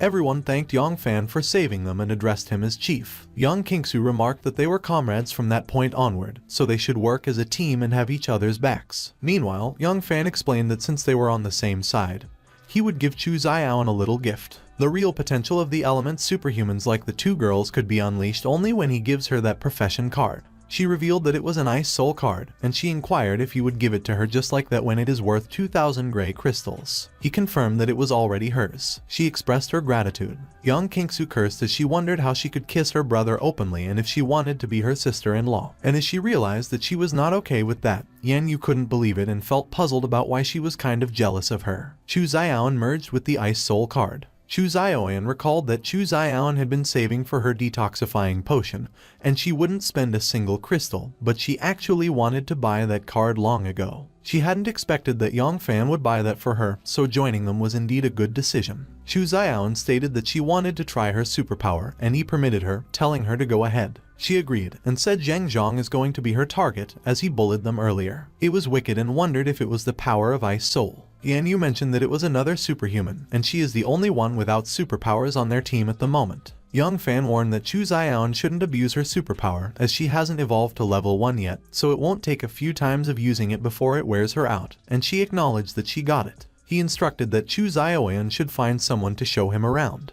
He needed to get familiar with the surroundings as soon as possible because they hadn't found Yan Yu's parents yet, and they must hurry up. Chu Zioan agreed, and she could go with him as she has almost recovered thanks to Lin Maiachun's superpower, and she is the most familiar with the surroundings. She gave her thanks to Lin Maiachun, and she responded that she shouldn't mention it, as it is what a doctor should do. Yang Kingsu offered to go as well and requested that he should let her go with him. But he refused and explained that he is going to check the unknown and dangerous surroundings, so she shouldn't follow him, as he has other missions for her. She should check the remaining food in the base, and if there is nothing left, she should share their food in the necklace with everyone because they are already a team. Chu Zioan inquired if they got food and pointed out that the scarcest thing in their base was food because since the apocalypse occurred, they couldn't enter the central Earth city and they have already eaten up things that could be eaten in that area. Yang Kingsu assured her that of course they had and they could eat as much as they wanted.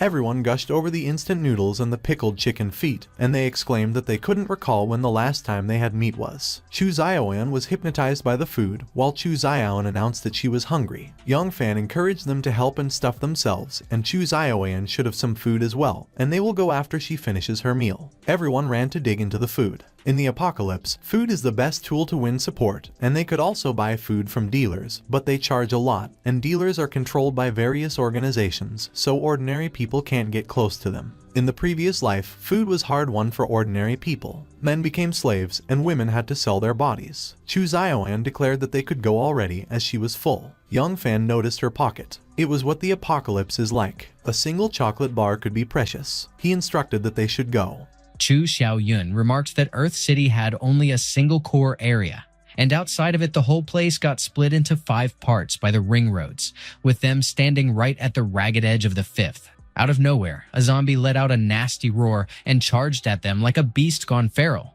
She stepped up fast and unleashed her flames without a hint of hesitation. The burst was so fierce, it cracked the air with a booming sound, while devouring the creature in fire. She explained in a matter-of-fact tone that near the 5th ring road, most zombies stayed at level 1, but sometimes a level 2 would pop up, and the closer they crept toward the core area, the tougher the zombies they might stumble into. Inside the 3rd ring road, level 2 were just as common as the weaklings, and once in a while, a level 3 lurked around too. Yang Fan recalled how Yan Yue had told him that her parents lived inside that dangerous 3rd ring, and that Xiao Ao was tucked away in the core itself. He pressed for details about the core, but Chu Xiaoyun admitted she didn't know either, since the farthest she'd ever ventured was only the rim of the third ring. Still, at that rim she had spotted human groups moving in order, not scattered like them, showing discipline and enough grit to wipe out level 2 zombies with no fuss. He tested her by asking what she'd do when facing one of those level 2 threats. She admitted it would still be tricky for her, right when another zombie screamed and lunged at them. She instantly called up her Sunblaze. The strike exploded with a violent blast, but the monster darted away just in time. She barked at Yangfan to duck his head down, but he snapped that she wasn't handling her power right. That fire shouldn't be tossed randomly, and once she lit it, it should kill on release. She gathered herself and hurled another Sunblaze. This time, the explosion smashed true. The zombie shrieked in agony as the fire hit straight on. She realized with a jolt that nailing the target was that simple, and Yangfan's sharp guidance always blindsided her. But he dismissed it, noting that level 1 weren't nearly strong enough. The crystal core popped free from the ruined head. He told her bluntly that she needed to grow stronger fast, since they'd be stepping into the third ring soon, so she should grab it. She found herself wondering if that was really his strength on display, thinking he had dropped a level 2 zombie in just one blow.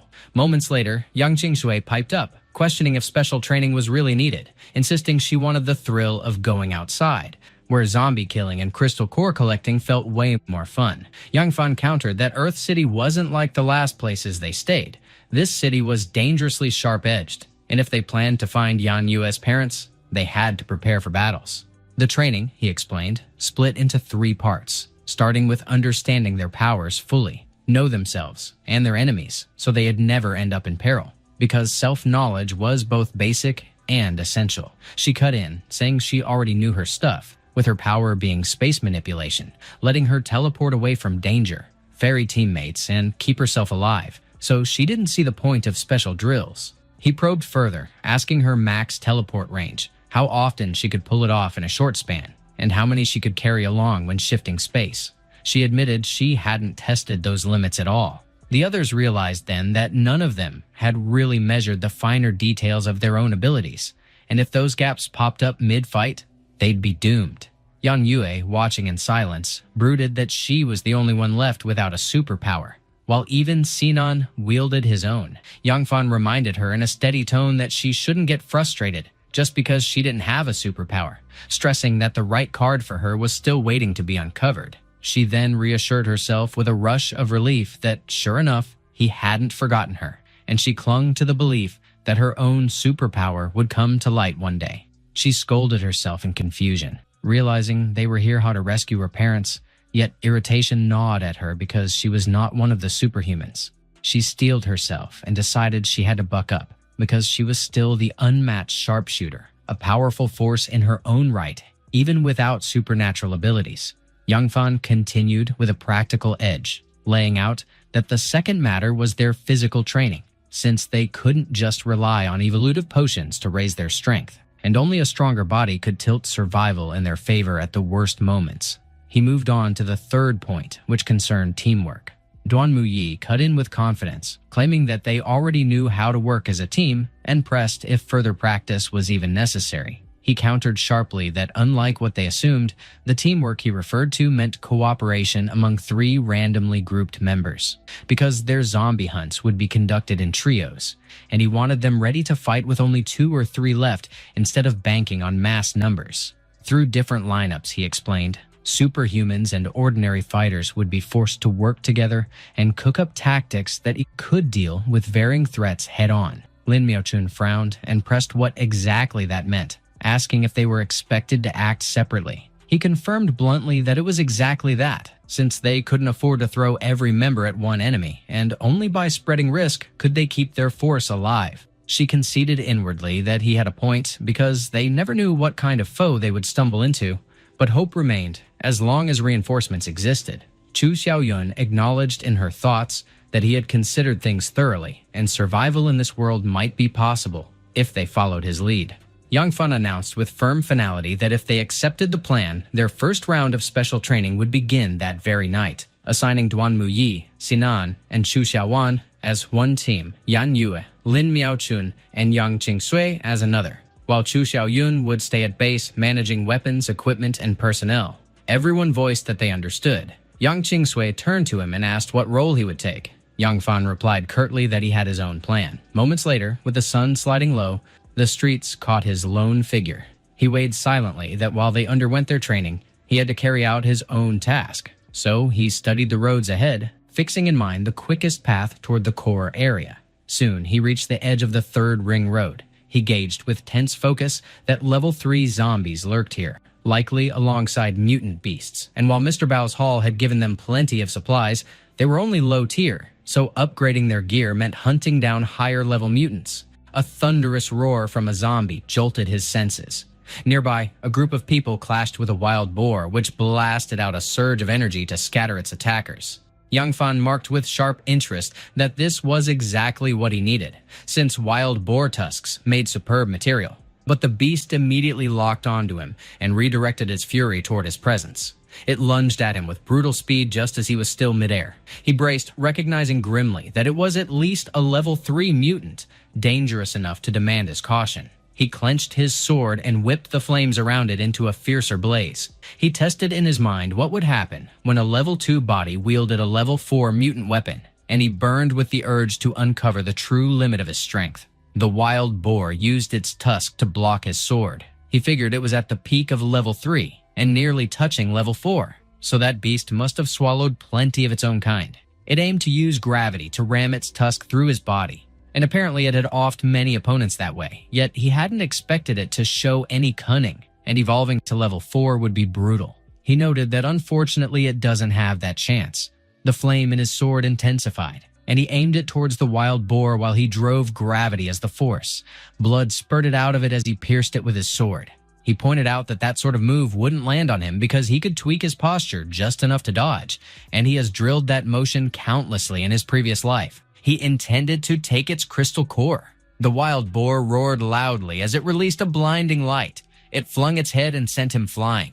He landed safely on the ground and managed to create distance between them. He admitted that it did have the power to loft him before it died, which impressed him, but it was still only a level 3 beast after all. But he grew alarmed when it didn't collapse and instead released a bright light. He observed that it was the light of evolution and that it was pushing toward level 4. He recalled hearing about mutant creatures that could evolve mid-fight from sheer will to live and rage, yet he had not expected to witness one. It howled and roared as its body fizzled. He worried that if it truly became a level 4 mutant, its physical power would spike massively. It would likely gain superpowers, and if that happened, even he would face a bitter brawl. Then again, if he slays it now, he will only get a red crystal. But if he finishes it the moment evolution completes, he will get an orange crystal worth 1,000 reds, and its tusk could forge even higher tier equipment. Suddenly, a rocket launched into the air. It struck the wild boar and detonated. He recognized the rocket launcher and realized someone else was here. Iron Sand declared they were about to make a fortune since that red crystal could be traded for a pile of things. He was with his brother, who had fired the rocket. He insisted politely that it should be his crystal, because he had maimed it badly, and they only grabbed the chance to finish it, so he didn't reckon they should claim the credit. But the brother challenged whether it was his crystal, and warned they should see if he could even walk away alive. He remained unfazed even as a rocket launched toward him. He scoffed that they were courting death. The rocket exploded behind him after he sliced it in half. The men stiffened. Iron Sand scrambled to apologize for his younger brother, calling him reckless and begging forgiveness. But he barged in that they had indeed given the wild boar a killing wound and pushed to split the spoils 40-60. The brother raged that he was insane to offer 40% and snarled that he was alone so they could finish him off together. Yet Iron Sand snapped at him to shut up, and pointing out how he had blocked the rocket, claimed the man looked like a freshly trained master, so offending him would be a disaster. He refused, insisting he will take 80% while they get 20. The brothers snorted that it was bullcrap and added that they were kind enough to let him have 40, but there was no way they would give 80, while Iron Sand insisted he should be reasonable because that was too much. Young Fan shot back that they stole his prey, and they wanted to take more than half. So he was not the unreasonable one while reckoning that he stalled for quite a long time. But nobody else showed up, so it seems that there were only 2 of them. The brother cursed him, and as he questioned him for daring to take what they wanted to take, he threatened to blow him up, adding that he didn't believe he could block the second rocket. Yang Fan lunged forward and jumped towards them. He immediately split the rocket launcher in half before he could attack with it. The brother pointed out that the weapon was not an ordinary thing. Yang Fan replied that he knew that, and it was obvious. It was over. But Iron Sand still wore a confident smile on his face. He then activated his Iron Sand barrier.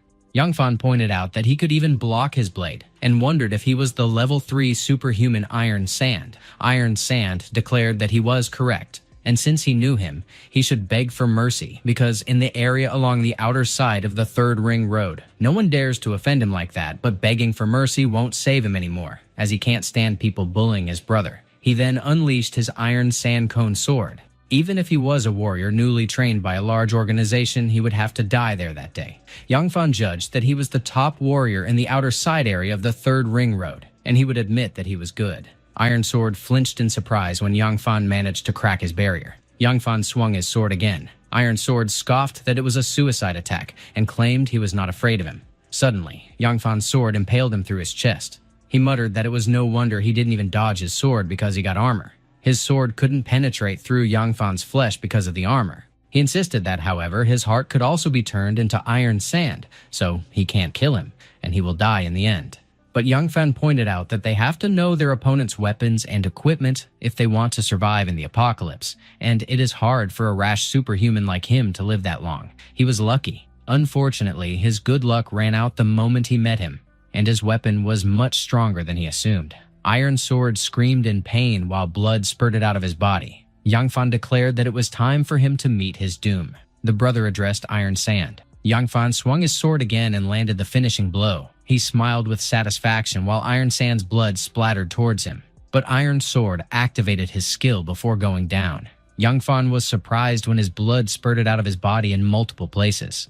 Iron Sword cursed, and taunting that he didn't see that coming, he claimed that his spurting blood could be turned into iron sand as well, and that he underestimated him. He then breathed his last while his brother called out to him. The brother questioned him for daring to kill his elder brother, and as he cured him, he threatened that he would blow his head off. The brother raised his gun and fired straight at Yang Fan with a sharp motion. The bullet tore through the air toward him, but he stayed cool like nothing was happening. He swung his sword fast enough to split the bullet clean in half. Then he darted forward, aiming straight for the brother without hesitation. His blade flashed as he slashed across the brother's torso with a solid hit. The brother dropped hard to the ground, and blood gushed from the fresh wound. Yang Fan pulled a healing potion from the ring on his finger with a casual flick. He remarked that it was unexpected to find someone so skilled with abilities in the third ring, and figured that to reach the inner ring of Dichuan City, they had to push their strength higher. He noticed there was only one healing potion left, and muttered that the trader would need to restock next time. A short while later, he returned to the base and knocked firmly on the door. Chu Xiaoyun opened it, already thinking it would be someone else. She blinked in surprise when she saw Yang Fan standing there instead. She greeted him and casually asked how many zombies he had run into. He mentioned that it wasn't zombies this time, but a person wielding third-tier powers. She figured he must have fought against a third-order ability user, but noticed his clothes were the only thing torn up. He inquired if the special training team had made it back, and she told him he'd better look for himself. He stepped inside and stopped short when he saw them. They were beaten up badly, covered in wounds and exhaustion. He pressed for what happened and asked where Lin Miaochun was. Chu Xiaowan admitted that Sinan had done it to protect them and claimed the blame was hers.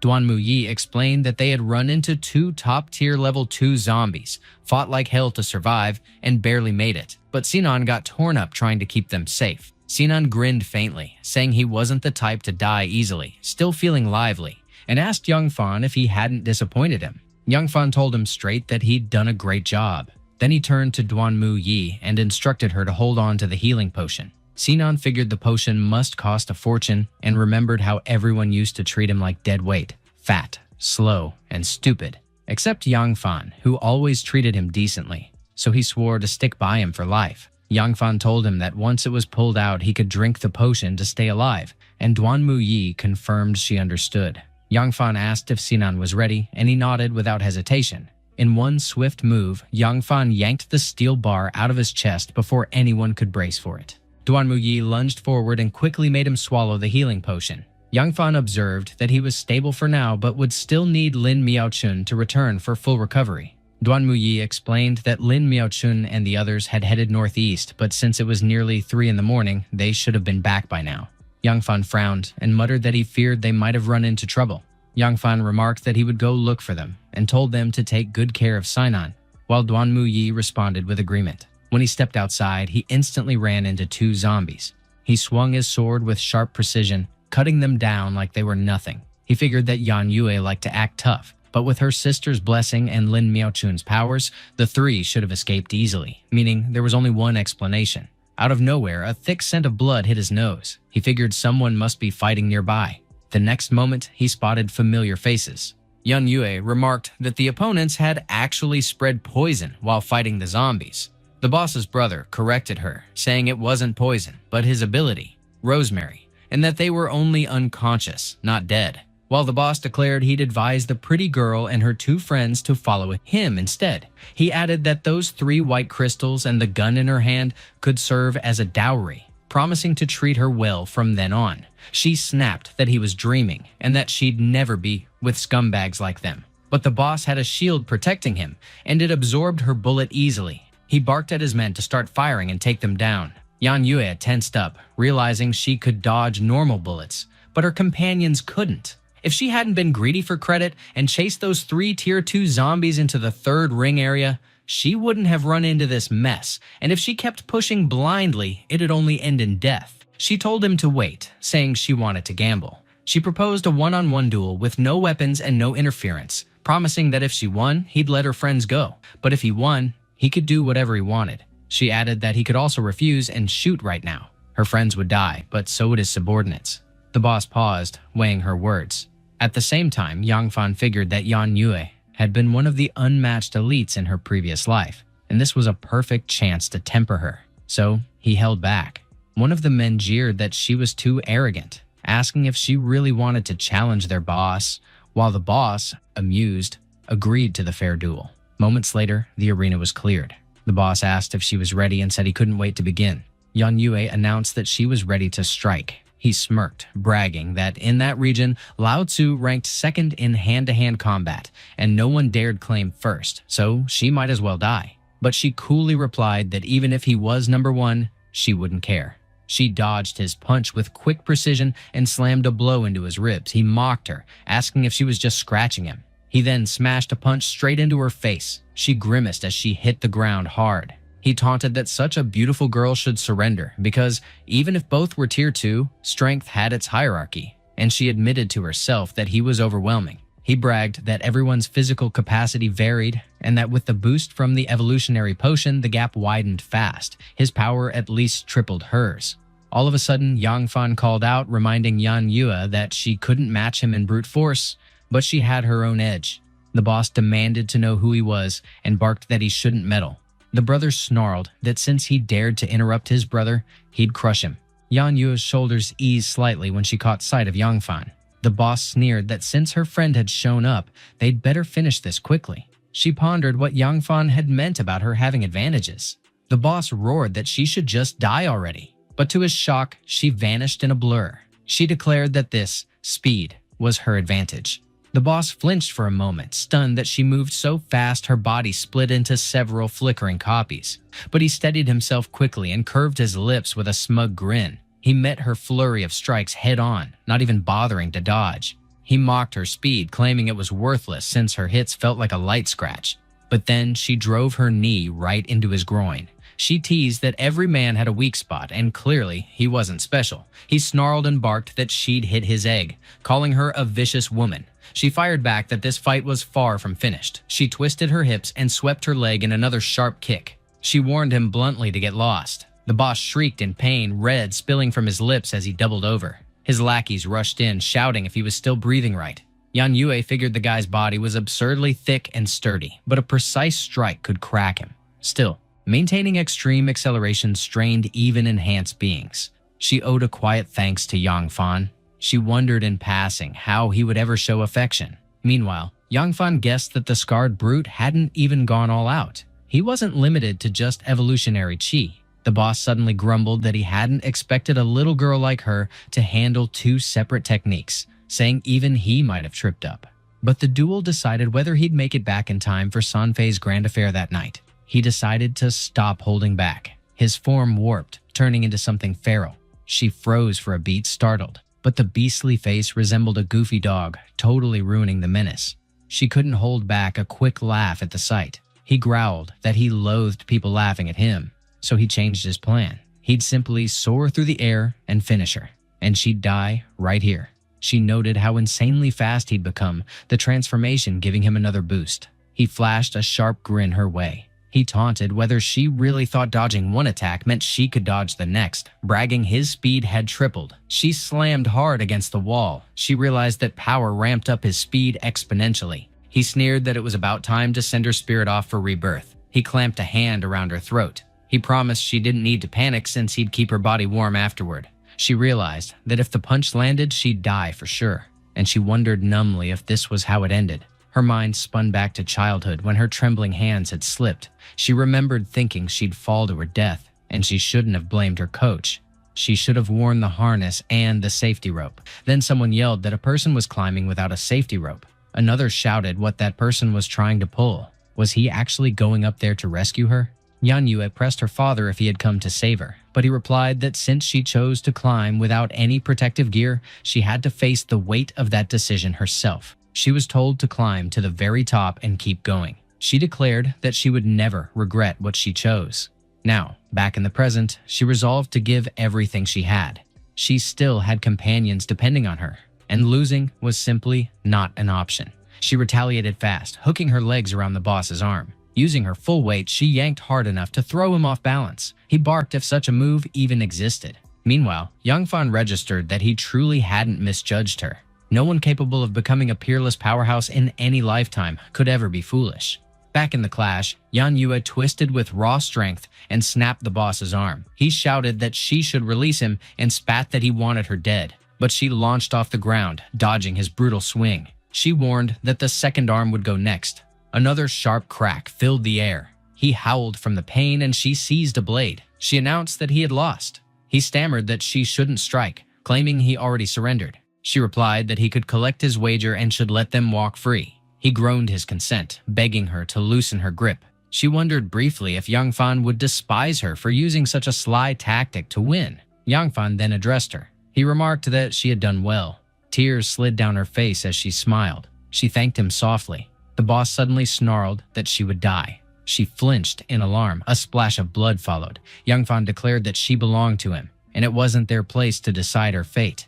The boss whimpered, pleading with him to stop, but Yangfan clenched tighter around his sword. He told him not to beg because the moment he had spoken to her, his fate was sealed. One man shouted that their boss was dead. Another yelled that they should flee, and the brother cried that his big brother had been killed by that strange monster. He demanded how that could even happen. Yan Yue snapped that the dwarf wielded supernatural power capable of stunning others, and he was the reason for their danger. So Yangfan should move fast. The brother instantly declared that Yangfan was the new boss since in their fourth ring, whoever killed the boss automatically claimed all his materials and crew. But Yangfan dismissed him, saying he had no need for more brothers and should just leave. The brother pressed if he truly didn't plan to kill him, and grumbled that since he'd slain the boss, someone like him with such useless skill might not even find food to eat. Chen Yu called Yangfan his boss and begged him to take him in under his wing. Yan Yue remarked that he was their enemy. Yangfan muttered that since he could use the rosemary profession, he might actually help him out during the fight against Xiao Ao. He then warned that he would take him in, but if he ever tried to betray him, he'd erase his existence from that world. Chen Yu promised to remember that kindness and thanked him. Yangfan told him to wake the others first, and Chen Yu agreed without hesitation. Out of nowhere, Yan Yue pressed Yangfan about what he was doing, and he shot back, wondering if she was sure she could walk back to camp after everything that just happened. She insisted that she could. She mumbled that even if she was exhausted, she still wanted to prove she was strong and dependable to him. But then she went down flat on the ground. She murmured that it was over as she lost all composure. He teased if she already wanted him to carry her. He told her to stop being so stubborn and just let him help. Once Chen Yu woke Lin Miaochun, she'd heal her instantly. Chen Yu activated his skill.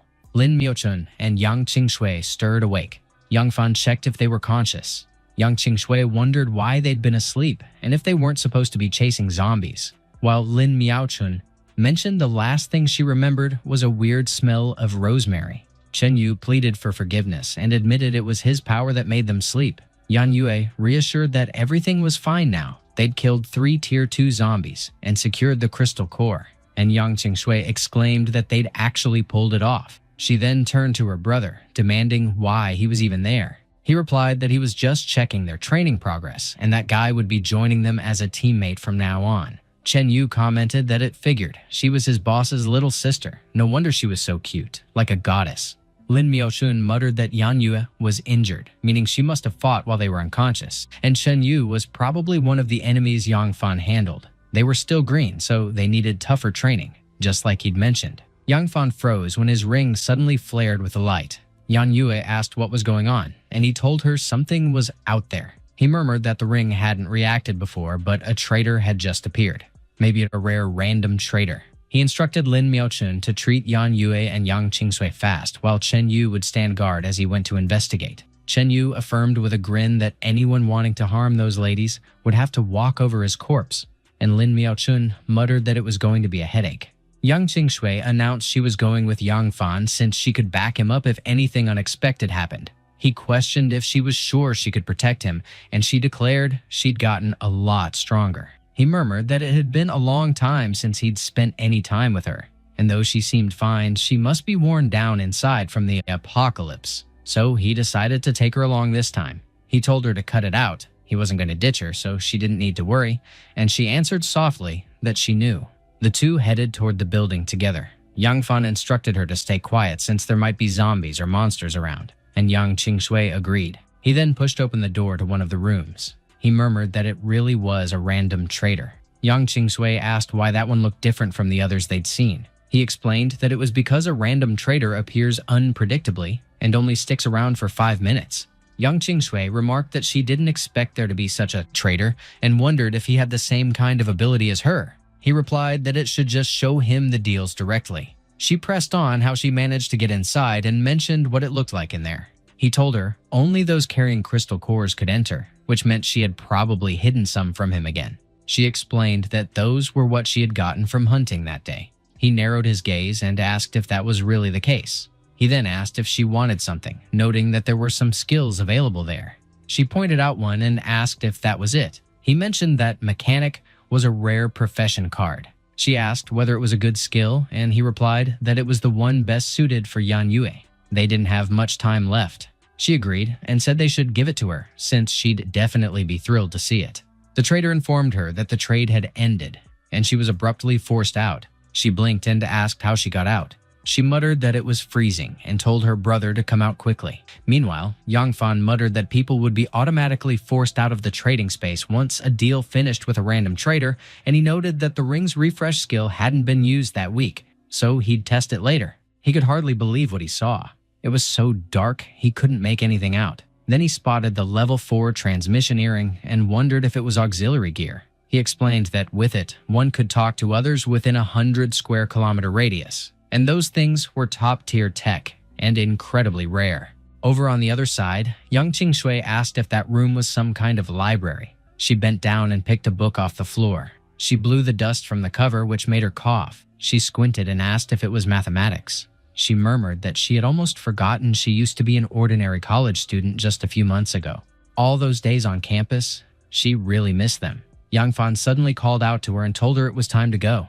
She stopped and asked if she could ask him something. She wondered if it was possible to travel back in time. He murmured that she had asked him the same thing in his previous life, but back then he had been helpless and couldn't answer. Things had changed though, and he told her to trust him. If they could just survive, there would still be hope. She said she believed him, so they would survive together and wait for that day to come. He told her they should head back since Yan Yue and the others were still waiting. The two of them stepped out of the building. Yang Qingshui teased Yang Fan, asking if he could guess how Yan Yue would react when she saw that profession card. She then caught his expression and asked what was wrong, but he told her to keep quiet. Meanwhile, Lin Miaochun mentioned that she had been hurt too badly back then, and reminded that she was a girl, so she shouldn't try to be tough next time. Just run if she couldn't fight.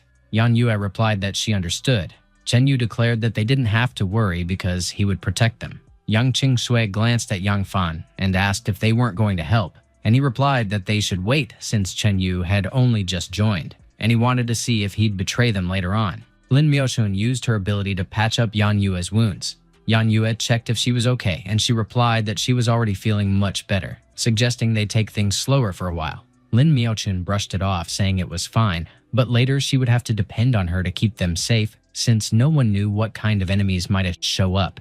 Chen Yu admitted it was his fault, saying if their gang hadn't attacked, none of this would have happened. Yan Yue told him there was no need to apologize because he was just following orders. And honestly, even if he killed her, it would have been because she wasn't strong enough. He urged her not to say that, warning that if Yang Fan heard it, he'd torture him to death. Then he mentioned that her accent sounded familiar and wondered if she was from Dichuan City. She confirmed it, explaining they came back to find her parents and used to live in the second ring. He remarked that some people still survived in the second ring, but they were all incredibly strong, while the rest were gone.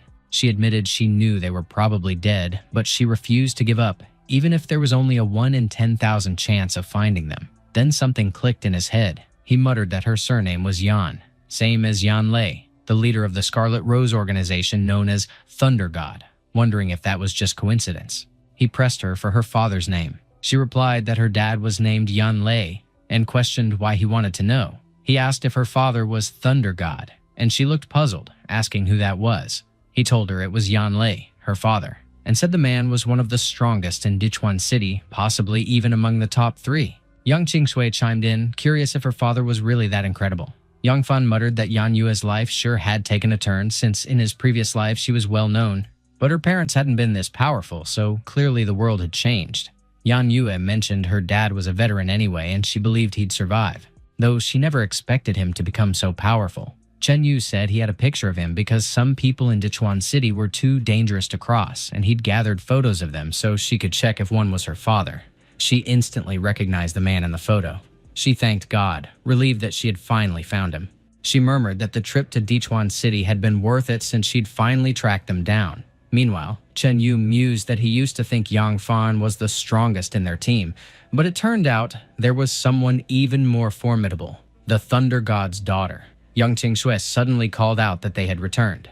Yang Fan stated that since they had found Yan Yue's father, it was time to move on to Plan B. Yan Yue asked what that meant. He explained they would switch to battle mode and head into the second ring to find her father. Lin Miaochun stared at him and asked if he was serious, pointing out they couldn't even approach the inner area of the third ring right now. Chen Yu warned that the second ring wasn't like the fourth, it was crawling with the level 2 zombies and even tier 3 and tier 4 ones, along with mutant plants and beasts, so going in there was basically suicide. Yang Fan replied that he knew, but those powerful people stayed in the second ring for a reason. It was packed with resources and ideal for improving one's skills. He muttered that he also wanted to get close to Xiao Ao, unsure how strong that guy had become. And since he was both gifted and well-backed, it would be smarter to take him out before he got any stronger. Yan Yue told him she understood his urgency to meet her father, but they should hold off a bit longer. Yang Fan agreed, noting Sinan was injured too, so they should rest first to increase their odds of success.